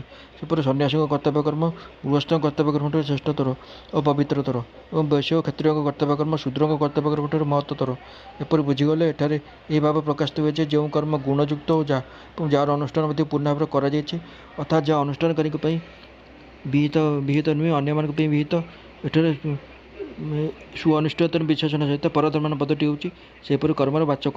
ସେ ପରଧର୍ମ ଅପେକ୍ଷା ଗୁଣରହିତ ସ୍ୱଧର୍ମ ଅତି ଉତ୍ତମ ବୋଲି କହି ଦେଖାଇ ଦିଆଯାଇଛି ଯେ ନିଜର ପତି ଦେଖିବାକୁ କୁରୂପ ଓ ଗୁଣହୀନ ହୋଇଥିଲେ ମଧ୍ୟ ସ୍ତ୍ରୀ ପାଇଁ ନିଜର ସେ ପତିଙ୍କ ସେବା ହିଁ ଯେପରି କଲ୍ୟାଣପ୍ରଦ, ଦେଖିବାକୁ ସଦ୍ଗୁଣ ବିହୀନ ଓ ଅନୁଷ୍ଠାନ ନ୍ୟୁନ ହୋଇଥିଲେ ମଧ୍ୟ ଯାହାଙ୍କ ପାଇଁ ଯେଉଁ କର୍ମ ବିହିତ ତାହା ହିଁ ତାଙ୍କ ପାଇଁ କଲ୍ୟାଣପ୍ରଦ। ସ୍ୱଧର୍ମର ଏପରି ମହତ୍ତ୍ୱ ରହିଥିଲା ବେଳେ ଯେଉଁ ଯେଉଁ ସଧର୍ମ ସଦ୍ଗୁଣ ସର୍ବଗୁଣ ସମ୍ପନ୍ନ ଓ ଯାହାକୁ ବିଧେୟ ଭାବରେ ପାଳନ କରାଯାଏ, ସେପରି ସଧର୍ମ ବିଷୟରେ ବା କହିବାର କ'ଣ ଅଛି? ବର୍ଣ୍ଣ ଆଶ୍ରମ ସ୍ୱଭାବ ଓ ପରିସ୍ଥିତିକୁ ଧରି ଯେଉଁ ମନୁଷ୍ୟଙ୍କ ପାଇଁ ଯେଉଁ କର୍ମ ଶାସ୍ତ୍ରରେ ବିଧାନ କରାଯାଇଛି, ସେମାନଙ୍କ ପାଇଁ ତାହା ହିଁ ସ୍ୱଧର୍ମ। ଅଭିପ୍ରାୟ ଏହି ଯେ ମିଥ୍ୟା, କପଟ, ଚୋରି, ହିଂସା, ପ୍ରବଞ୍ଚନା, ବ୍ୟଭିଚାର ଆଦି ନିଷିଦ୍ଧ କର୍ମ ତ କାହା ପାଇଁ ବି ସ୍ୱଧର୍ମ ନୁହେଁ ଏବଂ କାମ୍ୟ କର୍ମ ମଧ୍ୟ କାହା ପାଇଁ ବି ଆବଶ୍ୟକ କର୍ତ୍ତବ୍ୟ ନୁହେଁ। ତେଣୁ ଏଠାରେ କୌଣସି ସ୍ୱଧର୍ମରେ ଏସବୁର ଗଣନା କରାଯାଏ ନାହିଁ। ଏହା ବ୍ୟତୀତ ଯେଉଁ ବର୍ଣ୍ଣ ବା ଆଶ୍ରମ ପାଇଁ ଯେଉଁ ବିଶେଷ ଧର୍ମରେ ବିଧାନ କରାଯାଇଛି, ଯେଉଁଥିରେ ଏକ ବର୍ଣ୍ଣ ବା ଆଶ୍ରମର ଲୋକଙ୍କ ବ୍ୟତୀତ ଅନ୍ୟ ବର୍ଣ୍ଣ ବା ଆଶ୍ରମର ଲୋକଙ୍କ ଅଧିକାର ନାହିଁ, ତାହା ହେଉଛି ସେହି ବର୍ଣ୍ଣ ବା ଆଶ୍ରମର ପୃଥକ୍ ସ୍ୱଧର୍ମ। ଯେଉଁ କର୍ମରେ ଦ୍ୱିଜ ମାତ୍ରର ଅଧିକାର ରହିଛି ବୋଲି ନିର୍ଣ୍ଣୟ କରାଯାଇଛି, ସେହି ବେଦାଧ୍ୟୟନ ଓ ଯଜ୍ଞାଦି କର୍ମ ହେଉଛି ଦ୍ୱିଜମାନଙ୍କର ସ୍ୱଧର୍ମ ଏବଂ ଯେଉଁଥିରେ ସମସ୍ତ ବର୍ଣ୍ଣ ବା ଆଶ୍ରମର ସ୍ତ୍ରୀ ପୁରୁଷଙ୍କର ଅଧିକାର ରହିଛି, ସେହି ଈଶ୍ୱର ଭକ୍ତି, ସତ୍ୟ ଭାଷଣ, ମାତୃପିତୃ ସେବା, ମନ ଇନ୍ଦ୍ରିୟ ସଂଯମ, ବ୍ରହ୍ମଚର୍ଯ୍ୟ ପାଳନ, ଅହିଂସା, ଅସ୍ତେୟ, ସନ୍ତୋଷ, ଦୟା, ଦାନ, କ୍ଷମା, ପବିତ୍ରତା, ବିନୟ ଆଦି ସାମାନ୍ୟ ଧର୍ମ ହେଉଛି ସମସ୍ତଙ୍କର ସ୍ୱଧର୍ମ। ଯେଉଁ ମନୁଷ୍ୟ ସମୁଦାୟରେ ବର୍ଣ୍ଣ ଆଶ୍ରମର କୌଣସି ବ୍ୟବସ୍ଥା ନାହିଁ ଏବଂ ଯେଉଁମାନେ ବୈଦିକ ସନାତନ ଧର୍ମକୁ ମାନନ୍ତି ନାହିଁ, ସେମାନଙ୍କ ପାଇଁ ସ୍ୱଧର୍ମ ଓ ପରଧର୍ମର ବ୍ୟବସ୍ଥା କିପରି ହୋଇପାରିବ? ବର୍ଣ୍ଣାଶ୍ରମ ବ୍ୟବସ୍ଥା ପ୍ରକୃତରେ ସବୁ ମନୁଷ୍ୟ ସମୁଦାୟ ପାଇଁ ହେବା ଉଚିତ ଏବଂ ବୈଦିକ ସନାତନ ଧର୍ମ ମଧ୍ୟ ସମସ୍ତ ମନୁଷ୍ୟଙ୍କର ସ୍ୱୀକୃତ ହେବା ଉଚିତ। ତେଣୁ ଯେଉଁ ମନୁଷ୍ୟ ସମାଜରେ ବର୍ଣ୍ଣାଶ୍ରମର ବ୍ୟବସ୍ଥା ନାହିଁ, ସେଠାରେ ଲୋକଙ୍କ ପାଇଁ ସ୍ୱଧର୍ମ ଓ ପରଧର୍ମ ନିର୍ଣ୍ଣୟ କରିବା କଠିନ। ତଥାପି ବର୍ତ୍ତମାନ ଧର୍ମ ସଙ୍କଟ ଉପସ୍ଥିତ ହୋଇଛି ଏବଂ ଗୀତାରେ ସମସ୍ତ ମନୁଷ୍ୟଙ୍କ ପାଇଁ ଉଦ୍ଧାରର ମାର୍ଗ ନିର୍ଦ୍ଦେଶ କରିଦିଆଯାଇଛି। ସେହି ନିର୍ଦ୍ଦେଶକୁ ଅଧ୍ୟୟନ କରି ଏପରି ମାନି ନିଆଯାଇପାରେ ଯେ ଯେଉଁ ମନୁଷ୍ୟର ଯେଉଁ ଜାତି ବା ସମୁଦାୟରେ ଜନ୍ମ ହୋଇଥାଏ, ଯେଉଁ ମାତାପିତାଙ୍କ ରଜ ବିଜୟରେ ତା'ର ଶରୀର ଗଠିତ ହୋଇଥାଏ, ଜନ୍ମରୁ ଆରମ୍ଭ କରି କର୍ତ୍ତବ୍ୟ ବୁଝିପାରିବାର ଯୋଗ୍ୟତା ଆସିବା ପର୍ଯ୍ୟନ୍ତ ଯେଉଁ ସଂସ୍କାର ଭିତରେ ତା'ର ପାଳନ ପୋଷଣ ହୋଇଥାଏ ତଥା ପୂର୍ବଜନ୍ମର ଯେପରି କର୍ମ ସଂସ୍କାର ଥାଏ, ସେହି ଅନୁଯାୟୀ ତା'ର ସ୍ୱଭାବ ହୁଏ ଓ ସେହି ସ୍ୱଭାବ ଅନୁଯାୟୀ ମଧ୍ୟ ଜୀବିକା ଅର୍ଜନ କର୍ମରେ ତା'ର ସ୍ୱାଭାବିକ ପ୍ରବୃତ୍ତି ହୁଏ। ତେଣୁ ଯେଉଁ ମନୁଷ୍ୟ ସମୁଦାୟରେ ବର୍ଣ୍ଣାଶ୍ରମର ବ୍ୟବସ୍ଥା ନାହିଁ, ସେଠାରେ ସେହି ଲୋକଙ୍କର ସ୍ୱଭାବ ଓ ପରିସ୍ଥିତି ଦୃଷ୍ଟିରୁ ଯାହାଙ୍କ ପାଇଁ ଯେ ବିହିତ କର୍ମ ଅର୍ଥାତ୍ ଇହଲୋକ ଓ ପରଲୋକର ଉନ୍ନତି ପାଇଁ କୌଣସି ମହାପୁରୁଷଙ୍କ ଦ୍ୱାରା ଯେଉଁ କର୍ମ ଉପଯୁକ୍ତ ବୋଲି ମାନି ନିଆଯାଇଥାଏ, ମଙ୍ଗଳକର ଉଦ୍ଦେଶ୍ୟରେ କର୍ତ୍ତବ୍ୟ ବୋଲି ବୁଝି ଯାହା ଆଚରଣ କରାଯାଉଥାଏ, ଯାହା କୌଣସି ପ୍ରକାର ଅନ୍ୟର ଧର୍ମ ଓ ମଙ୍ଗଳରେ ବାଧକ ନୁହେଁ ତଥା ସମସ୍ତ ମନୁଷ୍ୟଙ୍କ ପାଇଁ ଯାହା ସାମାନ୍ୟ ଧର୍ମ ବୋଲି ମାନି ନିଆଯାଇଛି, ତାହା ହିଁ ତାଙ୍କର ସ୍ୱଧର୍ମ ଏବଂ ବିପରୀତ ପକ୍ଷେ ଯାହା ଅନ୍ୟମାନଙ୍କ ପାଇଁ ବିହିତ ଏବଂ ତାହା ତାଙ୍କ ପାଇଁ ବିହିତ ନୁହେଁ, ତାହା ପରଧର୍ମ। ଯୁଦ୍ଧ କରିବା, ଦୁଷ୍ଟଙ୍କୁ ଦଣ୍ଡ ଦେବା ଆଦି ହେଉଛି କ୍ଷତ୍ରିୟର ସ୍ୱଧର୍ମ। ତାହାଦ୍ୱାରା କ୍ଷତ୍ରିୟଠାରୁ ଅହିଂସା ଓ ଶାନ୍ତି ଆଦି ଗୁଣରେ ନ୍ୟୁନତା ଜଣାଯାଏ। ସେହିପରି ବୈଶ୍ୟଙ୍କୁ କୃଷି ଆଦି କର୍ମରେ ହିଂସା ଆଦି ଦୋଷ ଅଧିକ ହୁଏ। ତେଣୁ ବ୍ରାହ୍ମଣମାନଙ୍କ ଶାନ୍ତିମୟ କର୍ମ ଅପେକ୍ଷା ସେହିସବୁ କର୍ମ ବିଗୁଣ ଅର୍ଥାତ୍ ଗୁଣହୀନ ଏବଂ ଶୂଦ୍ରଙ୍କ କର୍ମ ବୈଶ୍ୟ ଓ କ୍ଷତ୍ରିୟଙ୍କ ଅପେକ୍ଷା ନିମ୍ନ ଶ୍ରେଣୀର। ଏହା ବ୍ୟତୀତ ସେହି କର୍ମ ପାଳନ କଲାବେଳେ ଯଦି ତା'ର କୌଣସି ଅଙ୍ଗ ଛାଡ଼ି ହୋଇଯାଏ, ତେବେ ସେହି କର୍ମର ଅନୁଷ୍ଠାନରେ ତ୍ରୁଟି ରହିଯାଏ। ଉପରୋକ୍ତ ପ୍ରକାର ସ୍ୱଧର୍ମର ଗୁଣର ଓ ଅନୁଷ୍ଠାନରେ ନ୍ୟୁନତା ରହିଥିଲେ ମଧ୍ୟ ପରଧର୍ମ ଅପେକ୍ଷା ସ୍ୱଧର୍ମ କଲ୍ୟାଣପ୍ରଦ ଅଟେ। ଏହି ଭାବ ଦେଖାଇବା ପାଇଁ ସ୍ୱଧର୍ମ ସହିତ ବିଗୁଣ ପଦର ବିଶେଷଣ ଦିଆଯାଇଛି। ନିଜ ଧର୍ମର ବୃତ୍ତି ମଧ୍ୟ କଲ୍ୟାଣକାରକ ଅଟେ। ଏହି କଥାର ଅଭିପ୍ରାୟ କ'ଣ? ଅଭିପ୍ରାୟ ଏହି ଯେ ଯଦି ସ୍ୱଧର୍ମ ପାଳନରେ କୌଣସି ପ୍ରକାର ବାଧା ନ ଆସେ, ତେବେ ମନୁଷ୍ୟ ଜୀବନସାର ସ୍ୱଧର୍ମ ପାଳନ କଲେ ତା'ର ଭାବ ଅନୁସାରେ ତାକୁ ଯେ ସ୍ୱର୍ଗ ବା ମୁକ୍ତି ମିଳିଯାଏ, ସେଥିରେ ସନ୍ଦେହ ନାହିଁ। କୌଣସି ପ୍ରକାର ବାଧା ଆସିଲେ ବି ଯଦି ନିଜ ଧର୍ମରୁ ସେ ବିଚଳିତ ନ ହୁଏ ଏବଂ ଯଦି ସେହି କାରଣରୁ ତା'ର ମରଣ ମଧ୍ୟ ହୋଇଯାଏ, ତେବେ ତାହା ବି ତା ପାଇଁ କଲ୍ୟାଣପ୍ରଦ ହୋଇଥାଏ। ଇତିହାସ ଓ ପୁରାଣରେ ଏପରି ବହୁ ଉଦାହରଣ ରହିଛି, ଯେଉଁଥିରେ କି ସ୍ୱଧର୍ମ ପାଳନ ନିମିତ୍ତ ମରିଥିବା ଓ ମରଣ ପର୍ଯ୍ୟନ୍ତ କଷ୍ଟ ସ୍ୱୀକାର କରିଥିବା ଲୋକଙ୍କର ମଙ୍ଗଳ ହୋଇଥିବା କଥା କୁହାଯାଇଛି। ରାଜା ଦିଲୀପ କ୍ଷତ୍ରିୟ ଧର୍ମ ପାଳନ କରି ଗୋଟିଏ ଗାଈ ବଦଳରେ ସିଂହକୁ ନିଜର ଶରୀର ସମର୍ପଣ କରିଦେଇଥିଲେ ଓ ଅଭୀଷ୍ଟ ଲାଭ କରିଥିଲେ। ରାଜା ଶିବି ଶରଣାଗତ ରକ୍ଷା ରୂପକ ସ୍ୱଧର୍ମ ପାଳନ କରିବା ପାଇଁ ଗୋଟିଏ କପୋତ ବଦଳରେ ନିଜର ଶରୀରର ମାଂସ ଛଞ୍ଚାଣକୁ ଦେଇ ମରଣ ବରଣ କରିଥିଲେ ଏବଂ ତାହାଦ୍ୱାରା ତାଙ୍କର ଅଭୀଷ୍ଟ ସିଦ୍ଧି ମଧ୍ୟ ହୋଇଥିଲା। ଭଗବତ ଭକ୍ତି ରୂପକ ସ୍ୱଧର୍ମ ପାଳନ କରିବାକୁ ପ୍ରହ୍ଲାଦ ଅନେକ ପ୍ରକାର ମରଣାନ୍ତକ ଯନ୍ତ୍ରଣା ଆନନ୍ଦରେ ଗ୍ରହଣ କରିଥିଲେ ଏବଂ ତାହାଦ୍ୱାରା ତାଙ୍କର ପରମ କଲ୍ୟାଣ ହୋଇଥିଲା। ଏପରି ଆହୁରି ଅନେକ ଉଦାହରଣ ରହିଛି। ମହାଭାରତରେ କୁହାଯାଇଛି, ମନୁଷ୍ୟକୁ କୌଣସି ସମୟରେ ବି କାମ, ଭୟ, ଲୋଭ ବା ଜୀବନ ରକ୍ଷା ନିମନ୍ତେ ଧର୍ମ ତ୍ୟାଗ କରିବା ଉଚିତ ନୁହେଁ। କାରଣ ଧର୍ମ ନିତ୍ୟ ଓ ସୁଖ ଦୁଃଖ ଅନିତ୍ୟ ତଥା ଜୀବ ନିତ୍ୟ ଏବଂ ଜୀବନର ହେତୁ ଅନିତ୍ୟ। ତେଣୁ ମରଣ ସଙ୍କଟ ଉପସ୍ଥିତ ହେଲେ ମଧ୍ୟ ମନୁଷ୍ୟ ହସି ହସି ମରଣକୁ ବରଣ କରିବା ଉଚିତ, କିନ୍ତୁ କୌଣସି ପରିସ୍ଥିତିରେ ସ୍ୱଧର୍ମ ତ୍ୟାଗ କରିବା ଉଚିତ ନୁହେଁ। ଏହାଦ୍ୱାରା ତା'ର ସବୁ ପ୍ରକାର କଲ୍ୟାଣ ହେବ। ଅନ୍ୟର ଧର୍ମ ଭୟାବହ ଅଟେ। ଏହି କଥନର ଅଭିପ୍ରାୟ କ'ଣ? ଏହାଦ୍ୱାରା ଦେଖାଇ ଦିଆଯାଇଛି ଯେ ଅନ୍ୟର ଧର୍ମ ସୁଖପୂର୍ବକ ପାଳନ କରାଯାଉଥିଲେ ମଧ୍ୟ ତାହା ଭୟପ୍ରଦ ଅଟେ। ଉଦାହରଣ ସ୍ୱରୂପ ଶୂଦ୍ର ଓ ବୈଶ୍ୟମାନେ ଯଦି ନିଜଠାରୁ ଉଚ୍ଚ ବର୍ଣ୍ଣର ଲୋକଙ୍କ ଧର୍ମକୁ ପାଳନ କରିବା ଲାଗିଯାନ୍ତି, ତେବେ ଉକ୍ତ ବର୍ଣ୍ଣ ଧରି ନିଜର ପୂଜା କରାଇବା କାରଣରୁ ଏବଂ ସେମାନଙ୍କ ବୃତ୍ତି ଛେଦ କରିବା ଦୋଷରୁ ସେମାନେ ପାପରେ ଭାଗୀ ହୋଇଯାନ୍ତି ଏବଂ ଫଳତଃ ସେମାନଙ୍କୁ ନରକ ଭୋଗ କରିବାକୁ ପଡ଼େ। ସେହିପରି ଯଦି ବ୍ରାହ୍ମଣ, କ୍ଷତ୍ରିୟ ଆଦି ଯଦି ଲୋକେ ନିଜଠାରୁ ନିମ୍ନ ଶ୍ରେଣୀ ଲୋକଙ୍କ ଧର୍ମ ଅବଲମ୍ବନ କରିନିଅନ୍ତି ତେବେ ସେମାନଙ୍କ ସେହି ବର୍ଣ୍ଣରୁ ପତନ ହୋଇଯାଏ ଏବଂ ଆପଦ କାଳେ ପଡ଼ିନଥିଲେ ଅନ୍ୟର ମୃତ୍ୟୁ ଦ୍ୱାରା ଜୀବନ ନିର୍ବାହ କରୁଥିବାରୁ ଅନ୍ୟମାନଙ୍କ ବୃତ୍ତି ହେତୁକ ବୃତ୍ତି ଛେଦନ ରୂପକ ପାପର ଫଳ ସେମାନଙ୍କୁ ଭୋଗ କରିବାକୁ ପଡ଼େ। ଆଶ୍ରମ ଧର୍ମ ତଥା ଅନ୍ୟ ସବୁ ଧର୍ମ ବିଷୟରେ ମଧ୍ୟ ଏହିପରି ବୁଝି ନେବାକୁ ହେବ। ଅତଏବ କୌଣସି ମନୁଷ୍ୟ ନିଜର କଲ୍ୟାଣ ପାଇଁ ପରଧର୍ମ ଗ୍ରହଣ କରିବା ଉଚିତ ନୁହେଁ। ଅନ୍ୟର ଧର୍ମ ଦେଖିବାକୁ ଯେତେ ଗୁଣସମ୍ପନ୍ନ ହୋଇଥାଉ ନା କାହିଁକି ତାହା ଯାହାଙ୍କର ଧର୍ମ ତାହାଙ୍କ ପାଇଁ ତାହା ଉପଯୁକ୍ତ, ଅନ୍ୟମାନଙ୍କ ପାଇଁ ତାହା ଭୟପ୍ରଦ, କଲ୍ୟାଣକାରକ ନୁହେଁ। ଅର୍ଜୁନ ପଚାରିଲେ, ହେ କୃଷ୍ଣ, ପୁଣି ଏ ମନୁଷ୍ୟ ସ୍ୱୟଂ ଇଚ୍ଛା ନ କଲେ ମଧ୍ୟ ବଳପୂର୍ବକ ନିୟୋଜିତ ହେଲା ପରେ କାହା ଦ୍ୱାରା ପ୍ରେରିତ ହୋଇ ପାପ ଆଚରଣ କରେ? ଭଗବାନ ପ୍ରଥମେ କହିଥିଲେ ଯେ ଯତ୍ନ କରୁଥିବା ବୁଦ୍ଧିମାନ ମନୁଷ୍ୟର ମନକୁ ମଧ୍ୟ ଇନ୍ଦ୍ରିୟମାନେ ବଳପୂର୍ବକ ବିଚଳିତ କରିଦିଅନ୍ତି। ବ୍ୟବହାର ମଧ୍ୟ ଦେଖାଯାଏ ଯେ ବୁଦ୍ଧିମାନ ବିବେକଶୀଳ ମନୁଷ୍ୟ ପରିଣାମ ଦେଖି ବିଚାର କଲେ ସେଥିରେ ପ୍ରଭୁତ୍ୱ ହେବା ଠିକ୍ ନୁହେଁ ବୋଲି ବୁଝେ, ଅର୍ଥାତ୍ ସେ ଇଚ୍ଛାପୂର୍ବକ ପାପକର୍ମ କରେ ନାହିଁ। ରୋଗୀର କୁପଥ୍ୟ ସେବନ ପରି ବଳପୂର୍ବକ ତା ଦ୍ୱାରା ପାପକର୍ମ ହୋଇଯାଏ। ତେଣୁ ମନୁଷ୍ୟକୁ କିଏ ବଳପୂର୍ବକ ପାପରେ ଲଗାଏ? ଅର୍ଜୁନ ତା ଉପରୋକ୍ତ ପ୍ରଶ୍ନ ଦ୍ୱାରା ଭଗବାନଙ୍କଠାରୁ ଜାଣିବାକୁ ଚାହୁଁଛନ୍ତି। ଅଭିପ୍ରାୟ ହେଉଛି, କ'ଣ ସ୍ୱୟଂ ପରମେଶ୍ୱର ହିଁ ଲୋକଙ୍କୁ ପାପରେ ନିଯୁକ୍ତ କରନ୍ତି, ଯେଉଁ କାରଣରୁ କି ସେମାନେ ପାପରୁ ଓହରି ଆସିପାରନ୍ତି ନାହିଁ? ନା ପ୍ରାରବ୍ଧ ହେତୁ ସେମାନେ ବାଧ୍ୟ ହୋଇ ପାପ କରନ୍ତି? ନା ଏହାର ଅନ୍ୟ କୌଣସି କାରଣ ଅଛି? ଶ୍ରୀ ଭଗବାନ କହିଲେ, ରଜଗୁଣରୁ ଉତ୍ପନ୍ନ ଏହି କାମ ହିଁ କ୍ରୋଧ ଅଟେ। ଏହି କାମ ବଡ଼ ଭୋଜନୀୟ ଅର୍ଥାତ୍ ଭୋଗରେ କେବେ ହେଲେ ତୃପ୍ତ ହୁଏ ନାହିଁ ଏବଂ ସେ ବଡ଼ ପାପୀ ଅଟେ। ଏହି ବିଷୟରେ ଏହାକୁ ହିଁ ତୁମେ ଶତ୍ରୁ ବୋଲି ଜାଣ। 34 ଶ୍ଲୋକରେ କୁହାଯାଇଥିଲା ଯେ ପ୍ରତ୍ୟେକ ଇନ୍ଦ୍ରିୟରେ ବିଷୟମାନଙ୍କର ରହୁଥିବା ରାଗ ଓ ଦୋଷ ହିଁ ମନୁଷ୍ୟକୁ ଲୁଟି ନେଉଥିବା ଡକାୟତ ଅଟନ୍ତି। ସେହି ଦୁହେଁ ହିଁ ସ୍ଥୂଳ ରୂପରେ କାମ କ୍ରୋଧ ଅଟନ୍ତି। ଏହା ଦେଖାଇବାକୁ ତଥା ଏହି ଦୁହିଁଙ୍କ ମଧ୍ୟରୁ କାମ ପ୍ରଧାନ ଅଟେ, କାରଣ ଏହା ରାଗର ସ୍ଥୂଳ ରୂପ ଏବଂ ଏଥିରୁ କ୍ରୋଧର ଉତ୍ପତ୍ତି ହୁଏ। ଏହା ଦେଖାଇବାକୁ କାମ ଓ କ୍ରୋଧ ଦୁଇଟି ପଦ ସହିତ ଏତ ପଦ ଦୁଇଥର ପ୍ରୟୋଗ କରାଯାଇଛି। କାମର ଉତ୍ପତ୍ତି ରାଗରୁ ହୁଏ, ତେଣୁ ରଜଗୁଣ ସମ୍ବନ୍ଧଭାବ ବିଶେଷଣଟି କାମ ପଦ ସହିତ ସମ୍ବନ୍ଧ ରଖେ। ଯଦି କାମ ଓ କ୍ରୋଧ ଉଭୟ ମନୁଷ୍ୟର ଶତ୍ରୁ ଅଟନ୍ତି, ତେବେ ଭଗବାନ ପ୍ରଥମେ ଦୁହିଁଙ୍କ ନାମ ନେଇ ପରେ ଏକା କାମକୁ ହିଁ ଶତ୍ରୁ ବୋଲି ବୁଝିବାକୁ କାହିଁକି କହିଛନ୍ତି? ପ୍ରଥମରୁ କୁହାଯାଇଛି ଯେ କାମରୁ ହିଁ କ୍ରୋଧର ଉତ୍ପତ୍ତି ହୋଇଛି, ତେଣୁ କାମ ନାଶ ହେବା ସଙ୍ଗେ ସଙ୍ଗେ କ୍ରୋଧ ସ୍ୱତଃ ବିନାଶ ପାଇଯାଏ। ତେଣୁ ଭଗବାନ ଏ ପ୍ରକରଣରେ ପରଧାଡ଼ିରେ କେବଳ କାମର ନାମକୁ ସଂକେତ କରିଛନ୍ତି, କିନ୍ତୁ ଏଥିରୁ କେହି ନ ବୁଝନ୍ତୁ ଯେ କେବଳ କାମ ହିଁ ପାପର ହେତୁ, କ୍ରୋଧରେ ତା ସହିତ କୌଣସି ସମ୍ବନ୍ଧ ନାହିଁ। ତେଣୁ ପ୍ରକରଣର ଆରମ୍ଭରେ କାମ ସହିତ କ୍ରୋଧକୁ ମଧ୍ୟ ଗଣନା କରାଯାଇଛି। କାମର ଉତ୍ପତ୍ତି ରଜଗୁଣରୁ ହୁଏ ନା ରାଗରୁ ହୁଏ? ରଜଗୁଣରୁ ରାଗର ବୃଦ୍ଧି ହୁଏ ଏବଂ ରାଗରୁ ରଜଗୁଣର ବୃଦ୍ଧି ହୁଏ। ଏଣୁ ଦୁହିଁଙ୍କର ସ୍ୱରୂପ ଏକ ବୋଲି ସ୍ୱୀକାର କରାଯାଇଛି। ତେଣୁ କାମର ଉତ୍ପତ୍ତି ପାଇଁ ଦୁହେଁ କାରଣ ଅଟନ୍ତି। କାମକୁ ଭୋଜନୀୟ ବୋଲି କହିବାର ଅଭିପ୍ରାୟ କ'ଣ? ଏହାଦ୍ୱାରା ଦେଖାଯାଇଛି ଯେ କାମ ଯେତେ ବିଷୟ ଭୋଗ କଲେ ମଧ୍ୟ କେବେ ତୃପ୍ତ ହୁଏ ନାହିଁ। ଯେପରି ଘୃତ ଓ ଇନ୍ଧନ ଦ୍ୱାରା ଅଗ୍ନି ବଢ଼ି ଚାଲେ, ସେପରି ମନୁଷ୍ୟ ଯେତେ ପ୍ରକାର ଅଧିକ ଭୋଗ କରି ଚାଲେ, ତାହାର ଭୋଗ ତୃଷ୍ଣା ସେତେ ଅଧିକ ବଢ଼ି ଚାଲେ। ତେଣୁ ମନୁଷ୍ୟ କଦାପି ବୁଝିବା ଉଚିତ ନୁହେଁ ଯେ ଭୋଗର ପ୍ରଲୋଭନ ଦେଖାଇ ସେ ସାମ ଓ ଦାନ ନୀତି ଦ୍ୱାରା କାମରୂପକ ଶତ୍ରୁ ଉପରେ ବିଜୟ ଲାଭ କରିପାରିବ, ତା ପ୍ରତି ଦଣ୍ଡନୀତି ହିଁ ପ୍ରୟୋଗ କରିବା ଉଚିତ। କାମକୁ ମହାପାପ ଅର୍ଥାତ୍ ବଡ଼ ପାପୀ ବୋଲି କହିବାର ଭାବ କ'ଣ? ଏହାଦ୍ୱାରା ଦେଖାଯାଇଛି ଯେ କାମ ହିଁ ସମସ୍ତ ଅନର୍ଥର କାରଣ। ପ୍ରାରବ୍ଧ କିମ୍ବା ଈଶ୍ୱର ମନୁଷ୍ୟକୁ ତାର ବିନା ଇଚ୍ଛାରେ ପାପରେ ନିଯୁକ୍ତ କରନ୍ତି ନାହିଁ। କାମ ହିଁ ମନୁଷ୍ୟକୁ ନାନା ପ୍ରକାର ଭୋଗରେ ଆସକ୍ତ କରାଇ ତାକୁ ବଳପୂର୍ବକ ପାପରେ ପ୍ରବୃତ୍ତ କରାଇଦିଏ। ତେଣୁ ସେ ମହାପାପୀ ଅଟେ। ଏ ବିଷୟରେ ତୁମେ କାମକୁ ହିଁ ଶତ୍ରୁ ବୋଲି ଜାଣ। ଏହି କଥନରେ ଭାବ କ'ଣ? ଏହାଦ୍ୱାରା ଦେଖାଯାଇଛି ଯେ କାମ ଆମକୁ ବଳପୂର୍ବକ ଏପରି ଏକ ସ୍ଥିତିକୁ ନେଇଯାଏ, ତେଣୁ ତାହାକୁ ନିଜର ଶତ୍ରୁ ବୋଲି ମାନିବା ଉଚିତ ଏବଂ ଯଥାସମ୍ଭବ ତାହାକୁ ଶୀଘ୍ର ବିନାଶ କରିଦେବା ଉଚିତ। କାମ ପ୍ରବୃତ୍ତି ମନୁଷ୍ୟକୁ ତାର ଇଚ୍ଛା ବିରୁଦ୍ଧରେ ବଳପୂର୍ବକ ପାପରେ ଲଗାଇ ତାକୁ ଜନ୍ମମରଣ ରୂପୀ ତଥା ନରକ ଭୋଗ ରୂପୀ ମହାଦୁଃଖରେ ଭାଗୀ କରାଇଦିଏ। ଏଣୁ କଲ୍ୟାଣ ମାର୍ଗରେ ତାହାକୁ ନିଜର ଘୋର ଶତ୍ରୁ ବୋଲି ବୁଝିବା ଉଚିତ। ଈଶ୍ୱର ତ ପରମ ଦୟାଳୁ ଓ ପ୍ରାଣୀମାନଙ୍କର ସୁହୃଦ ଅଟନ୍ତି। ସେ କିପରି କାହାକୁ ପାପରେ ନିଯୁକ୍ତ କରିପାରିବେ? ପୁଣି ପ୍ରାରବ୍ଧ ପୂର୍ବକୃତ କର୍ମର ଭୋଗ ଅଟେ। ସେଥିରେ କାହାକୁ ପାପରେ ପ୍ରବୃତ୍ତ କରାଇବାର ଶକ୍ତି ନାହିଁ। ତେଣୁ ପାପରେ ପ୍ରବୃତ୍ତ କରୁଥିବା ଶତ୍ରୁ କାମ ଭିନ୍ନ ଅନ୍ୟ କେହି ନୁହନ୍ତି।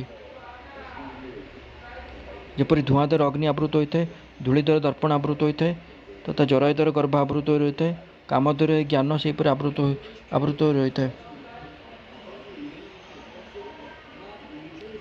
ଧୂଆଁ, ଧୂଳି ଓ ଜରାୟୁ ତିନି ଦୃଷ୍ଟାନ୍ତ ଦେଇ କାମ ଦ୍ୱାରା ଜ୍ଞାନ ଆବୃତ ହୋଇଥାଏ ବୋଲି କହି ଏଠାରେ କେଉଁ ଭାବ ଦେଖାଯାଇଛି? ଏହାଦ୍ୱାରା ଦେଖାଯାଇଛି ଯେ କାମ ହିଁ ମଳ ବିକ୍ଷେପ ଓ ଆବରଣ ଏପରି ତିନି ଦୋଷ ରୂପକ ମନୁଷ୍ୟର ଜ୍ଞାନକୁ ଆଚ୍ଛାଦିତ କରି ରଖିଥାଏ। ଏଠାରେ ଧୂଆଁ ବିକ୍ଷେପର ପ୍ରତୀକ ବୋଲି ବୁଝିବାକୁ ହେବ। ଧୂଆଁ ଯେପରି ନିଜେ ଅସ୍ଥିର ହୋଇଥିଲେ ବି ଅଗ୍ନିକୁ ଢାଙ୍କି ପକାଏ, ବିକ୍ଷେପ ସେପରି ଅସ୍ଥିର ହୋଇଥିଲେ ବି ଜ୍ଞାନକୁ ଢାଙ୍କି ପକାଏ। କାରଣ ଏକାଗ୍ରତା ବିନା ଅନ୍ତଃକରଣରେ ଜ୍ଞାନ ଶକ୍ତି ପ୍ରକାଶିତ ହୋଇପାରେ ନାହିଁ, ତାହା ଦବିଯାଏ।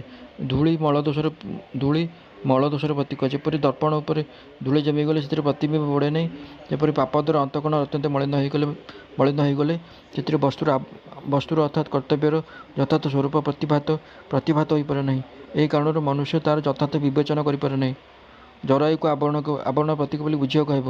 ଯେପରି ଜରାୟୁ ଦ୍ୱାରା ଗର୍ଭ ସର୍ବଦା ଆଚ୍ଛାଦିତ ରହିଥାଏ, ତାହାର କୌଣସି ଅଂଶ ମଧ୍ୟ ଦେଖାଯାଏ ନାହିଁ, ସେହିପରି ଆଚରଣ ଦ୍ୱାରା ଜ୍ଞାନ ସର୍ବଦା ଢାଙ୍କି ରହିଥାଏ। ଯାହାର ଅନ୍ତଃକରଣ ଅଜ୍ଞାନରେ ମୋହିତ ହୋଇ ରହେ, ସେ ମନୁଷ୍ୟ ନିଦ୍ରା ଓ ଆଳସ୍ୟ ଆଦିରେ ସୁଖରେ ବୁଡ଼ି ରହି କୌଣସି ପ୍ରକାର ବିଚାର କରିବାରେ ପ୍ରବୃତ୍ତ ହୋଇପାରେ ନାହିଁ। କାମ ମନୁଷ୍ୟର ଅନ୍ତଃକରଣରେ ନାନା ପ୍ରକାର ଭୋଗର ତୃଷ୍ଣା ବୃଦ୍ଧି କରି ତାହାକୁ ବିକ୍ଷିପ୍ତ କରିଦିଏ ଏବଂ ଏହାଦ୍ୱାରା ମନୁଷ୍ୟ ବିଭିନ୍ନ ନାନା ପ୍ରକାର ପାପ କରି ଅନ୍ତଃକରଣରେ ମଳଦୋଷ ବୃଦ୍ଧି କରିଦିଏ ଏବଂ ତାହା ନିଦ୍ରା, ଆଳସ୍ୟ ଓ ଅକର୍ମଣ୍ୟତାରେ ସୁଖାବୃଦ୍ଧି କରାଇ ତାହାକୁ ସର୍ବଦା ବିବେକଶୂନ୍ୟ କରିଦିଏ। ତେଣୁ ଏଠାରେ କାମକୁ ତିନି ପ୍ରକାର ଜ୍ଞାନର ଆଚ୍ଛାଦକ ବୋଲି କୁହାଗଲା। ଏଠାରେ କେଉଁ ଆଧାର ଉପରେ କାମ ଏବଂ ଇଦମ ଉପରେ ଜ୍ଞାନ ଅର୍ଥ କରାଯାଇଛି।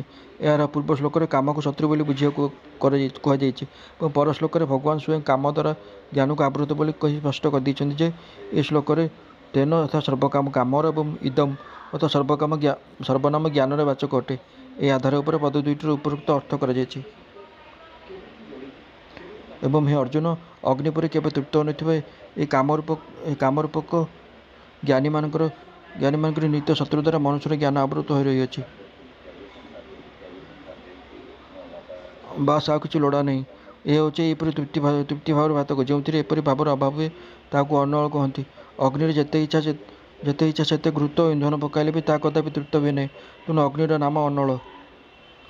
ଯାହା କୌଣସି ପ୍ରକାର ପୂର୍ଣ୍ଣ ହୁଏ ନାହିଁ ତାହାକୁ ଦୁଷ୍କର କହନ୍ତି। ତେଣୁ ଏଠାରେ ଉପରୋକ୍ତ ବିଶେଷଣଙ୍କ ପ୍ରୟୋଗରେ ଦେଖାଯାଇଛି ଯେ କାମ ମଧ୍ୟ ଅଗ୍ନି ପରି ଅନଳ ଓ ଦୁଷ୍ଟୁର ଅଟେ। ମନୁଷ୍ୟ ଯେତେ ବିଷୟ ଭୋଗ କରେ ତାହାର କାମ ଅଗ୍ନି ପରି ସେତେ ବଢ଼ି ଚାଲେ। କାମ ଆଦୌ ତୃପ୍ତ ହୁଏ ନାହିଁ। ରାଜା ଯଯାତି ବହୁ ଭୋଗ କରିବା ପରେ ଶେଷରେ କହିଥିଲେ, ଯେତେ ବି ବିଷୟ ଉପଭୋଗ କଲେ ମଧ୍ୟ ସେଥିରେ କାମ କେବେ ଶାନ୍ତ ହୁଏ ନାହିଁ ଏବଂ ଘୃତ ଦ୍ୱାରା ଅଗ୍ନି ବଢ଼ିବା ପରି ତାହା ଅଧିକରୁ ଅଧିକ ବଢ଼ି ଚାଲେ।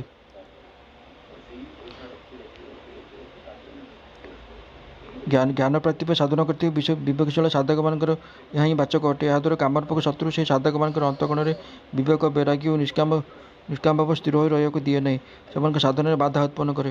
ଏହି କାରଣରୁ ଏହାକୁ ଜ୍ଞାନୀମାନଙ୍କର ନିତ୍ୟ ବୈରୀ ବୋଲି କୁହାଯାଇଛି। ବାସ୍ତବରେ ଏହି କାମ ସମସ୍ତଙ୍କୁ ଅଧୋଗତି ଆଡ଼କୁ ନେଇଯାଉଥିବାରୁ ସମସ୍ତଙ୍କର ଶତ୍ରୁ ଅଟେ। କିନ୍ତୁ ଅବିବେକୀ ମନୁଷ୍ୟ ବିଷୟ ଭୋଗ କରିବା ସମୟରେ ଭୋଗରୁ ସୁଖ ବୃଦ୍ଧି ହେଉଥିବାରୁ ଭ୍ରମରେ ଏହାକୁ ମିତ୍ର ବୋଲି ଭାବେ ଏବଂ ଏହାର ତତ୍ତ୍ୱ ଜାଣିଥିବା ବିବେକୀମାନଙ୍କୁ ଏହା ପ୍ରତ୍ୟକ୍ଷ କ୍ଷତିକାରକ ବୋଲି ଜଣାଯାଏ। ତେଣୁ ଏହାକୁ ଅବିବେକୀମାନଙ୍କର ନିତ୍ୟ ବୈରୀ ନ କହି ଜ୍ଞାନୀମାନଙ୍କର ନିତ୍ୟ ବୈରୀ ବୋଲି କୁହାଯାଇଛି। ଏଠାରେ କାମରୂପେଣ ପଦ କେଉଁ କାମର ବାଚକ? ଯେଉଁ କାମକୁ ଦୁର୍ଗୁଣମାନଙ୍କ ଶ୍ରେଣୀରେ ଗଣାଯାଏ, ଯାହାକୁ ତ୍ୟାଗ କରିବା ପାଇଁ ଗୀତାର ସ୍ଥାନେ ସ୍ଥାନେ କୁହାଯାଇଛି। 16 ଅଧ୍ୟାୟରେ ଯାହାକୁ ନରକର ଦ୍ୱାର ବୋଲି କୁହାଯାଇଛି। କାମରୂପେଣ ହେଉଛି ସେହି ସାଂସାରିକ ବିଷୟ ଭୋଗର କାମନା ରୂପକ କାମର ବାଚକ। ଭଗବାନଙ୍କ ସହିତ ମିଳିତ ହେବାକୁ, ଭଗବାନଙ୍କର ଭଜନ ଧ୍ୟାନ କରିବାକୁ ଅଥବା ସାତ୍ୱିକ କର୍ମ କରିବାକୁ ଯେଉଁ ଶୁଭ ଇଚ୍ଛା ହୁଏ ତାହାର ନାମ କାମ ନୁହେଁ, ତାହା ତ ମନୁଷ୍ୟର କଲ୍ୟାଣର ହେତୁ ଏବଂ ବିଷୟର କାମନାରୂପୀ କାମର ବିନାଶକ ଅଟେ। ତାହା କିପରି ସାଧକଙ୍କର ଶତ୍ରୁ ହୋଇପାରିବ? ତେଣୁ ଗୀତାରେ ଦିଆଯାଇଥିବା କାମ ଶବ୍ଦର ଅର୍ଥ ସାଂସାରିକ ଇଷ୍ଟାନିଷ୍ଟ ଭୋଗର ସଂଯୋଗ ବିଯୋଗରେ କାମନା ବା ଭୋଗ୍ୟ ପଦାର୍ଥ ବୋଲି ହିଁ ବୁଝିବା ଉଚିତ। ସେପରି ଏହା ମଧ୍ୟ ବୁଝିବା ଉଚିତ ଯେ 34 ଶ୍ଲୋକରେ ବା ଅନ୍ୟତ୍ର ଯେଉଁଠାରେ ଯେଉଁ ରାଗ ବା ସଙ୍ଗ ଶବ୍ଦ ଆସେ ତାହା ମଧ୍ୟ ଭଗବତ ବିଷୟକ ଅନୁରାଗର ବାଚକ ନୁହେଁ, ତାହା କାମ ଉତ୍ପାଦକ ଭୋଗାସକ୍ତିର ହିଁ ବାଚକ। ଜ୍ଞାନମ ପଦ କେଉଁ ଜ୍ଞାନର ବାଚକ ଏବଂ ତାଦ୍ୱାରା ଢାଙ୍କି ହୋଇଯାଏ ବୋଲି କହିବାର ଅଭିପ୍ରାୟ କ'ଣ? ଏଠାରେ ଜ୍ଞାନମ ପଦଟି ହେଉଛି ପରମାତ୍ମା ତତ୍ତ୍ୱ ବିଷୟକ ଯଥାର୍ଥ ଜ୍ଞାନର ବାଚକ ଏବଂ ଏହା କାମ ଦ୍ୱାରା ଢାଙ୍କି ହୋଇଯାଏ ବୋଲି କହି ଦେଖାଇ ଦିଆଯାଇଛି ଯେ ଭ୍ରୂଣ ଯେପରି ଜରାୟୁ ଦ୍ୱାରା ଆବୃତ ରହେ ପରେ ମଧ୍ୟ ସେ ଜରାୟୁକୁ ଚିରି ବାହାରକୁ ଚାଲି ଆସିବାକୁ ସମର୍ଥ ହୋଇଯାଏ ଏବଂ ଅଗ୍ନି ଯେପରି ପ୍ରଜ୍ୱଳିତ ହୋଇ ତାକୁ ଆବୃତ କରିଥିବା ଧୂଆଁକୁ ନାଶ କରିଦିଏ, ସେପରି ଯେତେବେଳେ କୌଣସି ସନ୍ଥ ମହାପୁରୁଷଙ୍କର ବା ଶାସ୍ତ୍ରର ଉପଦେଶ ଦ୍ୱାରା ପରମତତ୍ତ୍ୱର ଜ୍ଞାନ ହୋଇଯାଏ, ସେତେବେଳେ ସେହି ଜ୍ଞାନ କାମ ଦ୍ୱାରା ଆବୃତ ହୋଇଥିଲେ ମଧ୍ୟ କାମକୁ ନାଶ କରି ସ୍ୱୟଂ ପ୍ରକାଶିତ ହୋଇ ଉଠେ। ତେଣୁ କାମ ଜ୍ଞାନକୁ ଆବୃତ କରୁଥିଲେ ମଧ୍ୟ ବସ୍ତୁତଃ ଜ୍ଞାନ ଅପେକ୍ଷା ସର୍ବଦା ଦୁର୍ବଳ ହିଁ ହୋଇଥାଏ। ଇନ୍ଦ୍ରିୟଗଣ, ମନ, ବୁଦ୍ଧି ଏସବୁକୁ କାମର ବାସସ୍ଥାନ ବୋଲି କୁହାଯାଏ। ଏହି କାମ ଏମାନଙ୍କ ଦ୍ୱାରା ଅର୍ଥାତ୍ ମନ, ବୁଦ୍ଧି ଓ ଇନ୍ଦ୍ରିୟମାନଙ୍କ ଦ୍ୱାରା ହିଁ ଜ୍ଞାନକୁ ଆଚ୍ଛାଦିତ କରି ଜୀବାତ୍ମାଙ୍କୁ ମୋହିତ କରେ। ଏପରି କହି ଦେଖାଦିଆଯାଇଛି ଯେ ମନ ବୁଦ୍ଧି ଓ ଇନ୍ଦ୍ରିୟ ମନୁଷ୍ୟର ବଶରେ ନ ରହୁଥିବାରୁ ସେମାନଙ୍କ ଉପରେ କାମ ନିଜର ଆଧିପତ୍ୟ ଜମାଇ ରଖେ। ଏଣୁ କଲ୍ୟାଣ ଇଚ୍ଛା କରୁଥିବା ମନୁଷ୍ୟ ତା'ର ମନ ବୁଦ୍ଧି ଇନ୍ଦ୍ରିୟମାନଙ୍କର ଏ କାମରୂପକ ଶତ୍ରୁକୁ ଶୀଘ୍ର ହଟାଇ ଦେବା କିମ୍ବା ସେଥିରେ ହିଁ ଅବରୁଦ୍ଧ କରି ତାହାକୁ ନଷ୍ଟ କରିଦେବା ଉଚିତ। ନହେଲେ ଘରେ ବସିଯାଇଥିବା ଶତ୍ରୁ ପରି ଏ ମନୁଷ୍ୟ ଜୀବନ ରୂପୀ ଅମୂଲ୍ୟ ଧନକୁ ନଷ୍ଟ କରିଦେବ। ଏହି କାମ ମନ ବୁଦ୍ଧି ଇନ୍ଦ୍ରିୟମାନଙ୍କ ଦ୍ୱାରା ହିଁ ଜ୍ଞାନକୁ ଆଚ୍ଛାଦିତ କରି ଜୀବାତ୍ମାକୁ ମୋହିତ କରେ। ଏହି କଥାର ଭାବ କ'ଣ? ଏହାଦ୍ୱାରା ଦେଖାଯାଇଛି ଯେ ଏହି କାମ ହିଁ ମନୁଷ୍ୟର ମନ ବୁଦ୍ଧି ଇନ୍ଦ୍ରିୟମାନଙ୍କରେ ପ୍ରବେଶ କରି ତା'ର ବିବେକ ଶକ୍ତି ନଷ୍ଟ କରିଦିଏ ଏବଂ ଭୋଗରେ ସୁଖ ଦେଖାଇ ତାହାକୁ ପାପରେ ପ୍ରବୃତ୍ତ କରିଦିଏ। ତା ଫଳରେ ମନୁଷ୍ୟର ଅଧପତନ ହୋଇଯାଏ। ତେଣୁ ଏ ବିଷୟରେ ଶୀଘ୍ର ହିଁ ସତର୍କ ହୋଇଯିବା ଉଚିତ। ଏହା ଗୋଟିଏ କାଳ୍ପନିକ ଦୃଷ୍ଟାନ୍ତ ଦ୍ୱାରା ବୁଝାଇ ଦିଆଯାଇଛି ଯେ ଚେତନ ସିଂହ ନାମରେ ଜଣେ ରାଜା ଥିଲେ। ତାଙ୍କ ପ୍ରଧାନମନ୍ତ୍ରୀଙ୍କ ନାମ ଜ୍ଞାନସାଗର। ପ୍ରଧାନମନ୍ତ୍ରୀଙ୍କ ଅଧୀନରେ ଜଣେ ସହକାରୀ ମନ୍ତ୍ରୀ ଥିଲେ। ତାଙ୍କ ନାମ ଚଞ୍ଚଳ ସିଂହ। ରାଜା ମନ୍ତ୍ରୀ ଓ ସହକାରୀ ମନ୍ତ୍ରୀଙ୍କ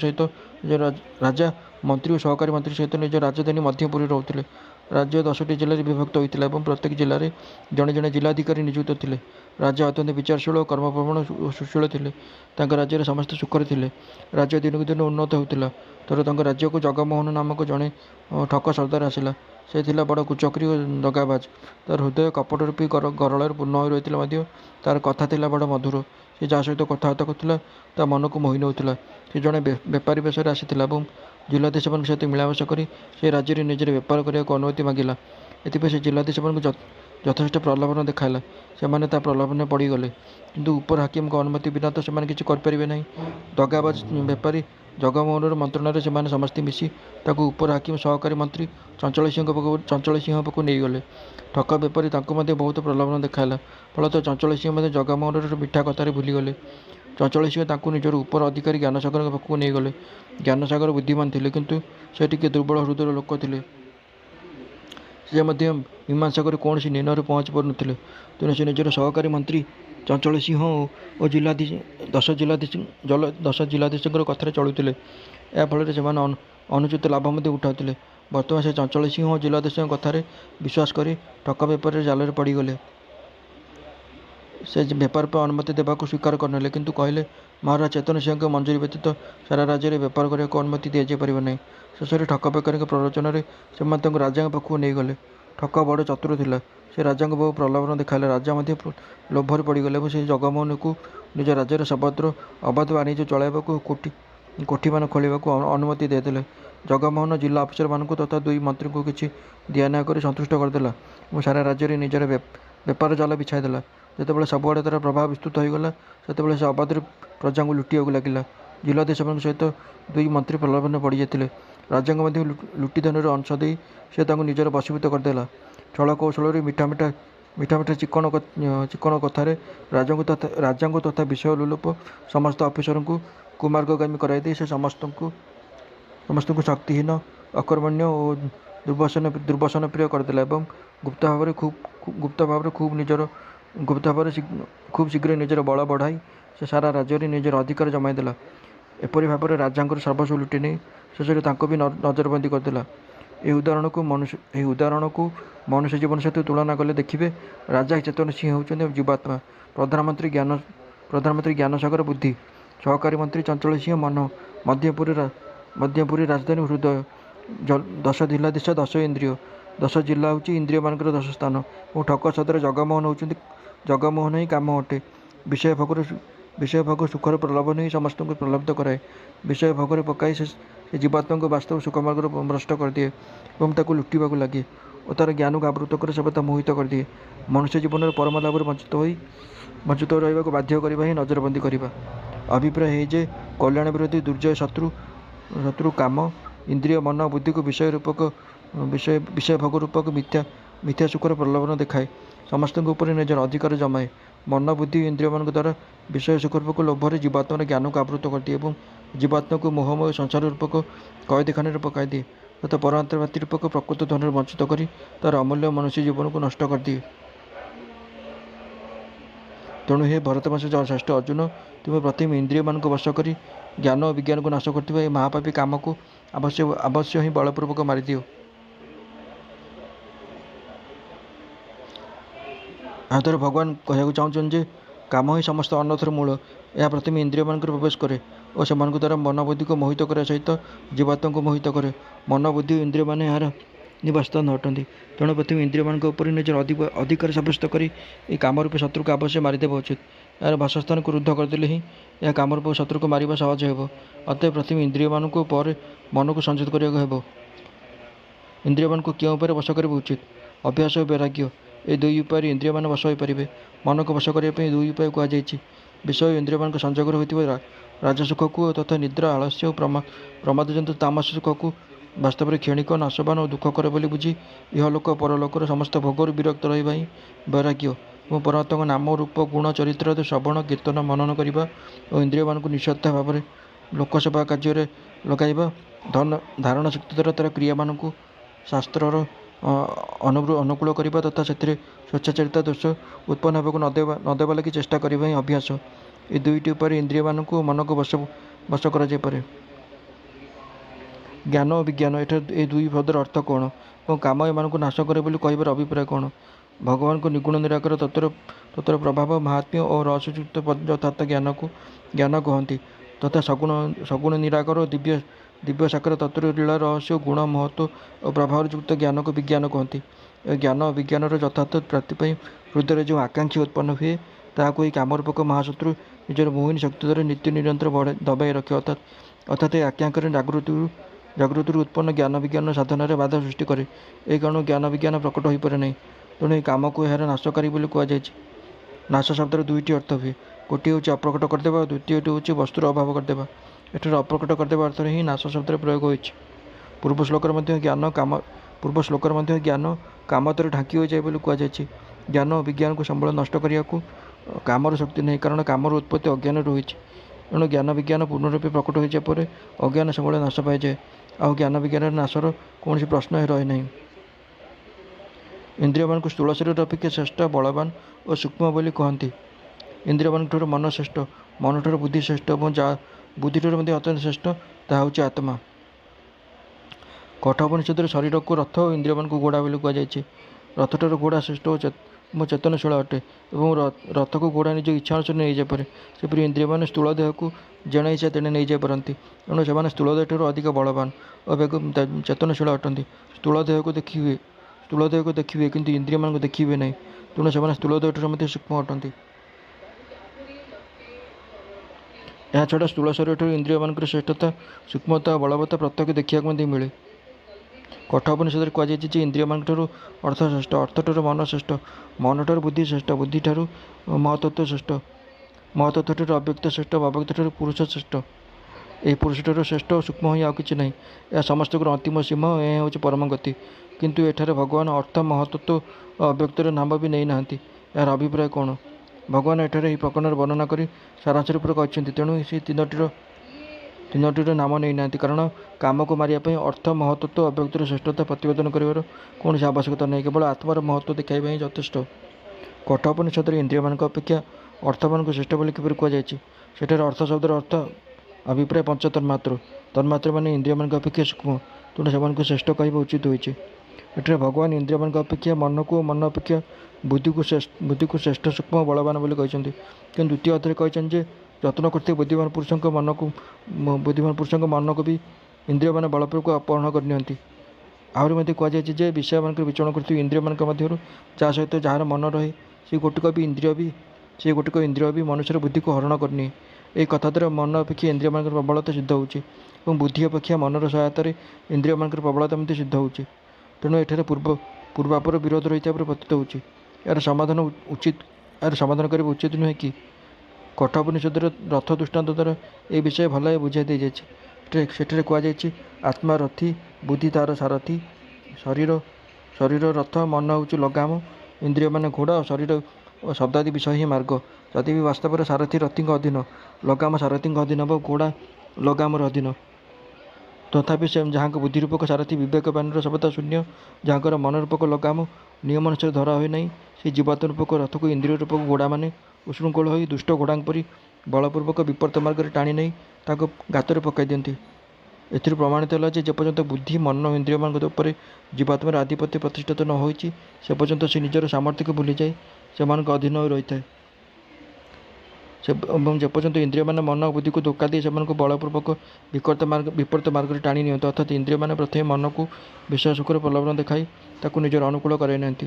ମନ ଓ ଇନ୍ଦ୍ରିୟମାନେ ମିଶି ବୁଦ୍ଧିକୁ ନିଜର ଅନୁକୂଳ କରାଇ ନିଅନ୍ତି। ଏ ସମସ୍ତେ ମିଶି ଆତ୍ମାକୁ ମଧ୍ୟ ନିଜର ଅଧୀନ କରାଇ ନିଅନ୍ତି। କିନ୍ତୁ ବାସ୍ତବରେ ଇନ୍ଦ୍ରିୟମାନଙ୍କ ଅପେକ୍ଷା ମନ, ମନ ଅପେକ୍ଷା ବୁଦ୍ଧି ଓ ସମସ୍ତଙ୍କ ଅପେକ୍ଷା ଆତ୍ମା ବଳବାନ ଅଟେ। ତେଣୁ ସେଠାରେ ଅର୍ଥାତ୍ କଠୋପନିଷଦରେ କୁହାଯାଇଛି ଯେ, ଯାହାଙ୍କର ବୁଦ୍ଧି ରୂପକ ସାରଥୀ ବିବେକଶୀଳ, ମନ ରୂପକ ଲଗାମ ଯାହାଙ୍କର ନିୟମ ଅନୁସାରେ ନିଜର ଅଧୀନ, ତାଙ୍କର ଇନ୍ଦ୍ରିୟ ରୂପକ ଘୋଡ଼ାମାନେ ମଧ୍ୟ ଭଲ ଘୋଡ଼ାଙ୍କ ପରି ବଶ ହୋଇଯାନ୍ତି। ତଥା ଏପରି ମନ, ବୁଦ୍ଧି ଓ ଇନ୍ଦ୍ରିୟ ଥିବା ପବିତ୍ରତମ ମନୁଷ୍ୟ ସେ ପରମ ପଦକୁ ପ୍ରାପ୍ତ ହୁଅନ୍ତି, ଯେଉଁଠାରୁ ଚାଲିଗଲେ ଆଉ ଫେରି ଆସିବାକୁ ପଡ଼େ ନାହିଁ। ଗୀତାରେ ମଧ୍ୟ କୁହାଯାଇଛି ଯେ, ମନ, ବୁଦ୍ଧି ଓ ଇନ୍ଦ୍ରିୟମାନଙ୍କୁ ଜୟ କରିଥିବା ନିଜର ଆତ୍ମା ମିତ୍ର ଅଟେ ଏବଂ ମନ, ବୁଦ୍ଧି ଓ ଇନ୍ଦ୍ରିୟମାନଙ୍କୁ ଜୟ କରିନଥିବା ଆତ୍ମା ଶତ୍ରୁ ସମାନ ଅଟେ। ଏଣୁ ଜୟ କରାଯାଇନଥିବା ଇନ୍ଦ୍ରିୟମାନେ ମନ ଓ ବୁଦ୍ଧି ଅପେକ୍ଷା ବସ୍ତୁତଃ ଦୁର୍ବଳ ହେଲେ ମଧ୍ୟ ପ୍ରବଳ ହୋଇଯାନ୍ତି। ଏ ଅଭିପ୍ରାୟ ଦ୍ୱିତୀୟ ଅଧ୍ୟାୟରେ ବି କୁହାଯାଇଛି ଏବଂ ଏଠାରେ ତାହାର ବାସ୍ତବିକ ସ୍ଥିତି କଥିତ ହୋଇଛି। ତେଣୁ ଏଥିରେ କୌଣସି ପୂର୍ବାପର ବିରୋଧ ନାହିଁ।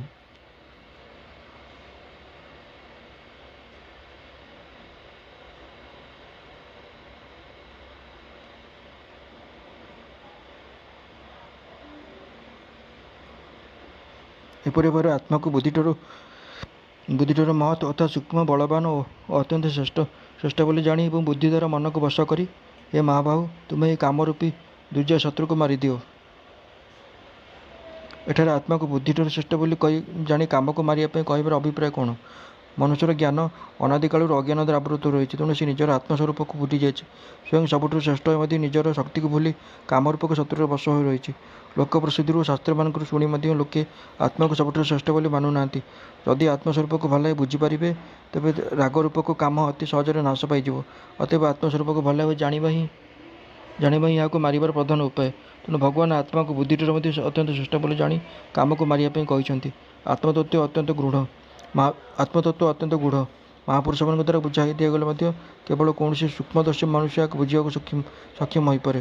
କଠୋପନିଷଦରେ କୁହାଯାଇଛି, ସମସ୍ତ ଭୂତଙ୍କ ମଧ୍ୟରେ ଛପି ରହିଥିବା ଏହି ଆତ୍ମା ଲୋକମାନଙ୍କୁ ପ୍ରତ୍ୟକ୍ଷ ହୁଏ ନାହିଁ। କେବଳ ସୂକ୍ଷ୍ମଦର୍ଶୀ ପୁରୁଷ ଅତ୍ୟନ୍ତ ତୀକ୍ଷ୍ଣ ଓ ସୂକ୍ଷ୍ମ ବୁଦ୍ଧି ଦ୍ୱାରା ଆତ୍ମାକୁ ପ୍ରତ୍ୟକ୍ଷ କରିପାରନ୍ତି।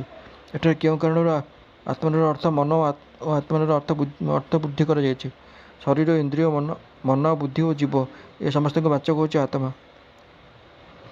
ସେମାନଙ୍କ ମଧ୍ୟରୁ ସର୍ବପ୍ରଥମେ ଇନ୍ଦ୍ରିୟମାନଙ୍କୁ ବଶ କରିବାକୁ 41 ଶ୍ଲୋକରେ କୁହାଯାଇଛି। ଶରୀରକୁ ତ ଇନ୍ଦ୍ରିୟମାନଙ୍କର ଅନ୍ତର୍ଗତ ବୋଲି ଜଣାଯାଏ। ଜୀବାତ୍ମା ତ ସ୍ୱୟଂ ବଶକାରୀ ଅଟେ। ବର୍ତ୍ତମାନ ବାକି ରହିଲା ମନ ଓ ବୁଦ୍ଧି। ବୁଦ୍ଧିକୁ ମନଠାରୁ ବଳବାନ ବୋଲି କୁହାଯାଇଛି। ଏଣୁ ବୁଦ୍ଧି ଦ୍ୱାରା ମନକୁ ବଶ କରାଯାଇପାରେ। ତେଣୁ ଆତ୍ମାର ଅର୍ଥ ମନ ଏବଂ ଆତ୍ମାର ଅର୍ଥ ବୁଦ୍ଧି କରାଯାଇଛି। ବୁଦ୍ଧି ଦ୍ୱାରା ମନକୁ ବଶ କରିବାର ରୀତି କ'ଣ? ଭଗବାନ ଷଷ୍ଠ ଅଧ୍ୟାୟରେ ମନକୁ ବଶ କରିବାର ଦୁଇଟି ଉପାୟ କରିଛନ୍ତି, ଯଥା ଅଭ୍ୟାସ ଓ ବୈରାଗ୍ୟ। ପ୍ରତ୍ୟେକ ଇନ୍ଦ୍ରିୟ ବିଷୟରେ ମନୁଷ୍ୟର ସ୍ୱାଭାବିକ ରାଗଦୋଷ ରହିଥାଏ। ବିଷୟମାନଙ୍କ ସହିତ ଇନ୍ଦ୍ରିୟମାନଙ୍କ ସମ୍ବନ୍ଧ ହେବା ସମୟରେ ଯେତେବେଳେ ରାଗଦୋଷର ଅବସର ଆସେ, ସେତେବେଳେ ସାବଧାନତାପୂର୍ବକ ବୁଦ୍ଧି ଦ୍ୱାରା ବିଚାର କରି ରାଗଦୋଷରେ ବଶୀଭୂତ ନ ହେବାକୁ ଚେଷ୍ଟା କଲେ ଧୀରେ ଧୀରେ ରାଗଦୋଷ କମ୍ ହୋଇ ଶେଷରେ ନଷ୍ଟ ହୋଇଯାଏ। ଏଠାରେ ବୁଦ୍ଧି ଦ୍ୱାରା ବିଚାର କରି ଇନ୍ଦ୍ରିୟମାନଙ୍କ ଭୋଗରେ ବାରମ୍ବାର ଦୁଃଖ ଓ ଦୋଷ ଦେଖି ମନରେ ସେଥିପ୍ରତି ଅରୁଚି ଜନ୍ମାଇବାର ନାମ ବୈରାଗ୍ୟ ଏବଂ ବ୍ୟବହାରରେ ସ୍ୱାର୍ଥଭାବ ତ୍ୟାଗ କରିବାକୁ ଓ ଧ୍ୟାନ ସମୟରେ ମନକୁ ପରମେଶ୍ୱରଙ୍କ ଚିନ୍ତନରେ ଲଗାଇବାକୁ ଚେଷ୍ଟା କରିବାର ଓ ମନକୁ ଭୋଗ ପ୍ରବୃତ୍ତିରୁ ହଟାଇ ପରମେଶ୍ୱରଙ୍କ ଚିନ୍ତନରେ ବାରମ୍ବାର ଲଗାଇବାର ନାମ ଅଭ୍ୟାସ। ଆତ୍ମା ଯଦି ସ୍ୱୟଂ ସବୁଠାରୁ ଅଧିକ ପ୍ରବଳ, ତେବେ ବୁଦ୍ଧି ଦ୍ୱାରା ମନକୁ ବଶ କରି କାମକୁ ମାରିବା ପାଇଁ ଭଗବାନ କିପରି କହୁଛନ୍ତି? ଆତ୍ମା କ'ଣ ନିଜ କାମରୂପୀ ଘୋର ଶତ୍ରୁକୁ ମାରିଦେଇ ପାରିବ ନାହିଁ? ଉତ୍ତର, ଅବଶ୍ୟ ଆତ୍ମାର ବଳ ଅନନ୍ତ, ସେ କାମକୁ ମାରିଦେଇପାରେ। ବସ୍ତୁତଃ ଆତ୍ମାର ବଳ ଲାଭ କରି ହିଁ ସମସ୍ତେ ବଳବାନ ଓ କ୍ରିୟାଶୀଳ ହୁଅନ୍ତି।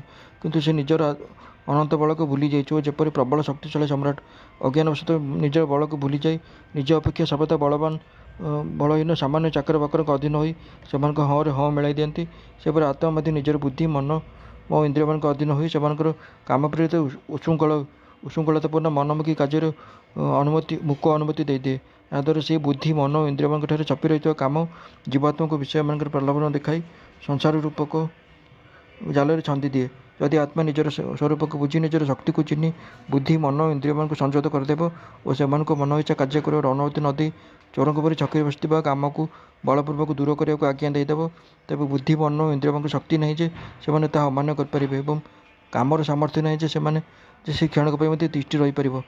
ସତରେ ଏହା ଏକ ଆଶ୍ଚର୍ଯ୍ୟର କଥା ଯେ ଆତ୍ମା ଦ୍ୱାରା ସତ୍ତା ସ୍ଫୂର୍ତ୍ତି ଓ ଶକ୍ତି ପାଇ ତାହାରି ବଳରେ ବଳୀୟାନ ହୋଇ ଏମାନେ ତାକୁ ଦବାଇ ରଖି ଓ ନିଜର ମନ ଇଚ୍ଛା କାମ କରୁଛନ୍ତି। ଅତଏବ ଆତ୍ମା ନିଜର ସ୍ୱରୂପ ଶକ୍ତିକୁ ଚିହ୍ନି ବୁଦ୍ଧି ମନ ଓ ଇନ୍ଦ୍ରିୟମାନଙ୍କୁ ବଶ କରିବା ଆବଶ୍ୟକ। କାମ ଏମାନଙ୍କ ଆଶ୍ରୟରେ ରହେ ଓ ଏମାନେ ଉତ୍ସୃଙ୍ଖଳ ହୁଅନ୍ତି। ତେଣୁ ଏମାନଙ୍କୁ ବଶ କରିଦେଲେ କାମ ସହଜରେ ମରିଯିବ।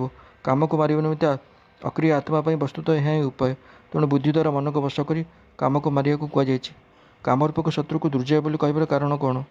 କାମର ବସ୍ତୁତଃ କୌଣସି ବଳ ନାହିଁ। ଆତ୍ମାର ବଳରେ ବଳୀୟାନ ହୋଇଥିବା ବୁଦ୍ଧି ମନ ଓ ଇନ୍ଦ୍ରିୟମାନଙ୍କ ମଧ୍ୟରେ ରହିବାକୁ ସ୍ଥାନ ପାଇଥିବାରୁ ହିଁ ସେମାନଙ୍କ ବଳରେ ବଳବାନ ହୋଇଯାଏ। ପୁଣି ଯେପର୍ଯ୍ୟନ୍ତ ବୁଦ୍ଧି ଓ ମନ ଇନ୍ଦ୍ରିୟ ନିଜ ବଶରେ ନାହାନ୍ତି ସେ ପର୍ଯ୍ୟନ୍ତ ସେମାନଙ୍କ ଦ୍ୱାରା ଆତ୍ମାର ବଳ କାମକୁ ମିଳୁଥାଏ। ତେଣୁ କାମ ଅତ୍ୟନ୍ତ ପ୍ରବଳ ବୋଲି ମନେ ହୁଏ ଏବଂ ସେଥିପାଇଁ ତାକୁ ଦୁର୍ଜୟ ବୋଲି କୁହାଯାଇଛି। କିନ୍ତୁ କାମର ଏହି ପ୍ରବଳତା କେବଳ ସେ ପର୍ଯ୍ୟନ୍ତ ରହେ ଯେପର୍ଯ୍ୟନ୍ତ ଆତ୍ମା ନିଜର ସ୍ୱରୂପକୁ ଚିହ୍ନି ବୁଦ୍ଧି ମନ ଓ ଇନ୍ଦ୍ରିୟମାନଙ୍କୁ ନିଜର ବଶ କରିନଥାଏ। ମହାଭାବ ଶବ୍ଦର ଅର୍ଥ ବିଶାଳ ବୀର୍ଯ୍ୟଯୁକ୍ତ ବଳବାନଙ୍କ ବାଚକ ଏବଂ ଏହା ଏକ ଶୌର୍ଯ୍ୟଯୁକ୍ତ ଶବ୍ଦ। ଭଗବାନ ଶ୍ରୀକୃଷ୍ଣ କାମକୁ ଦୁର୍ଜୟ ବୋଲି କହି ତାହାକୁ ମାରିବାର ଆଜ୍ଞା ଦେଲାବେଳେ ଅର୍ଜୁନଙ୍କୁ ମହାବାହୁ ବୋଲି ସମ୍ବୋଧନ କରି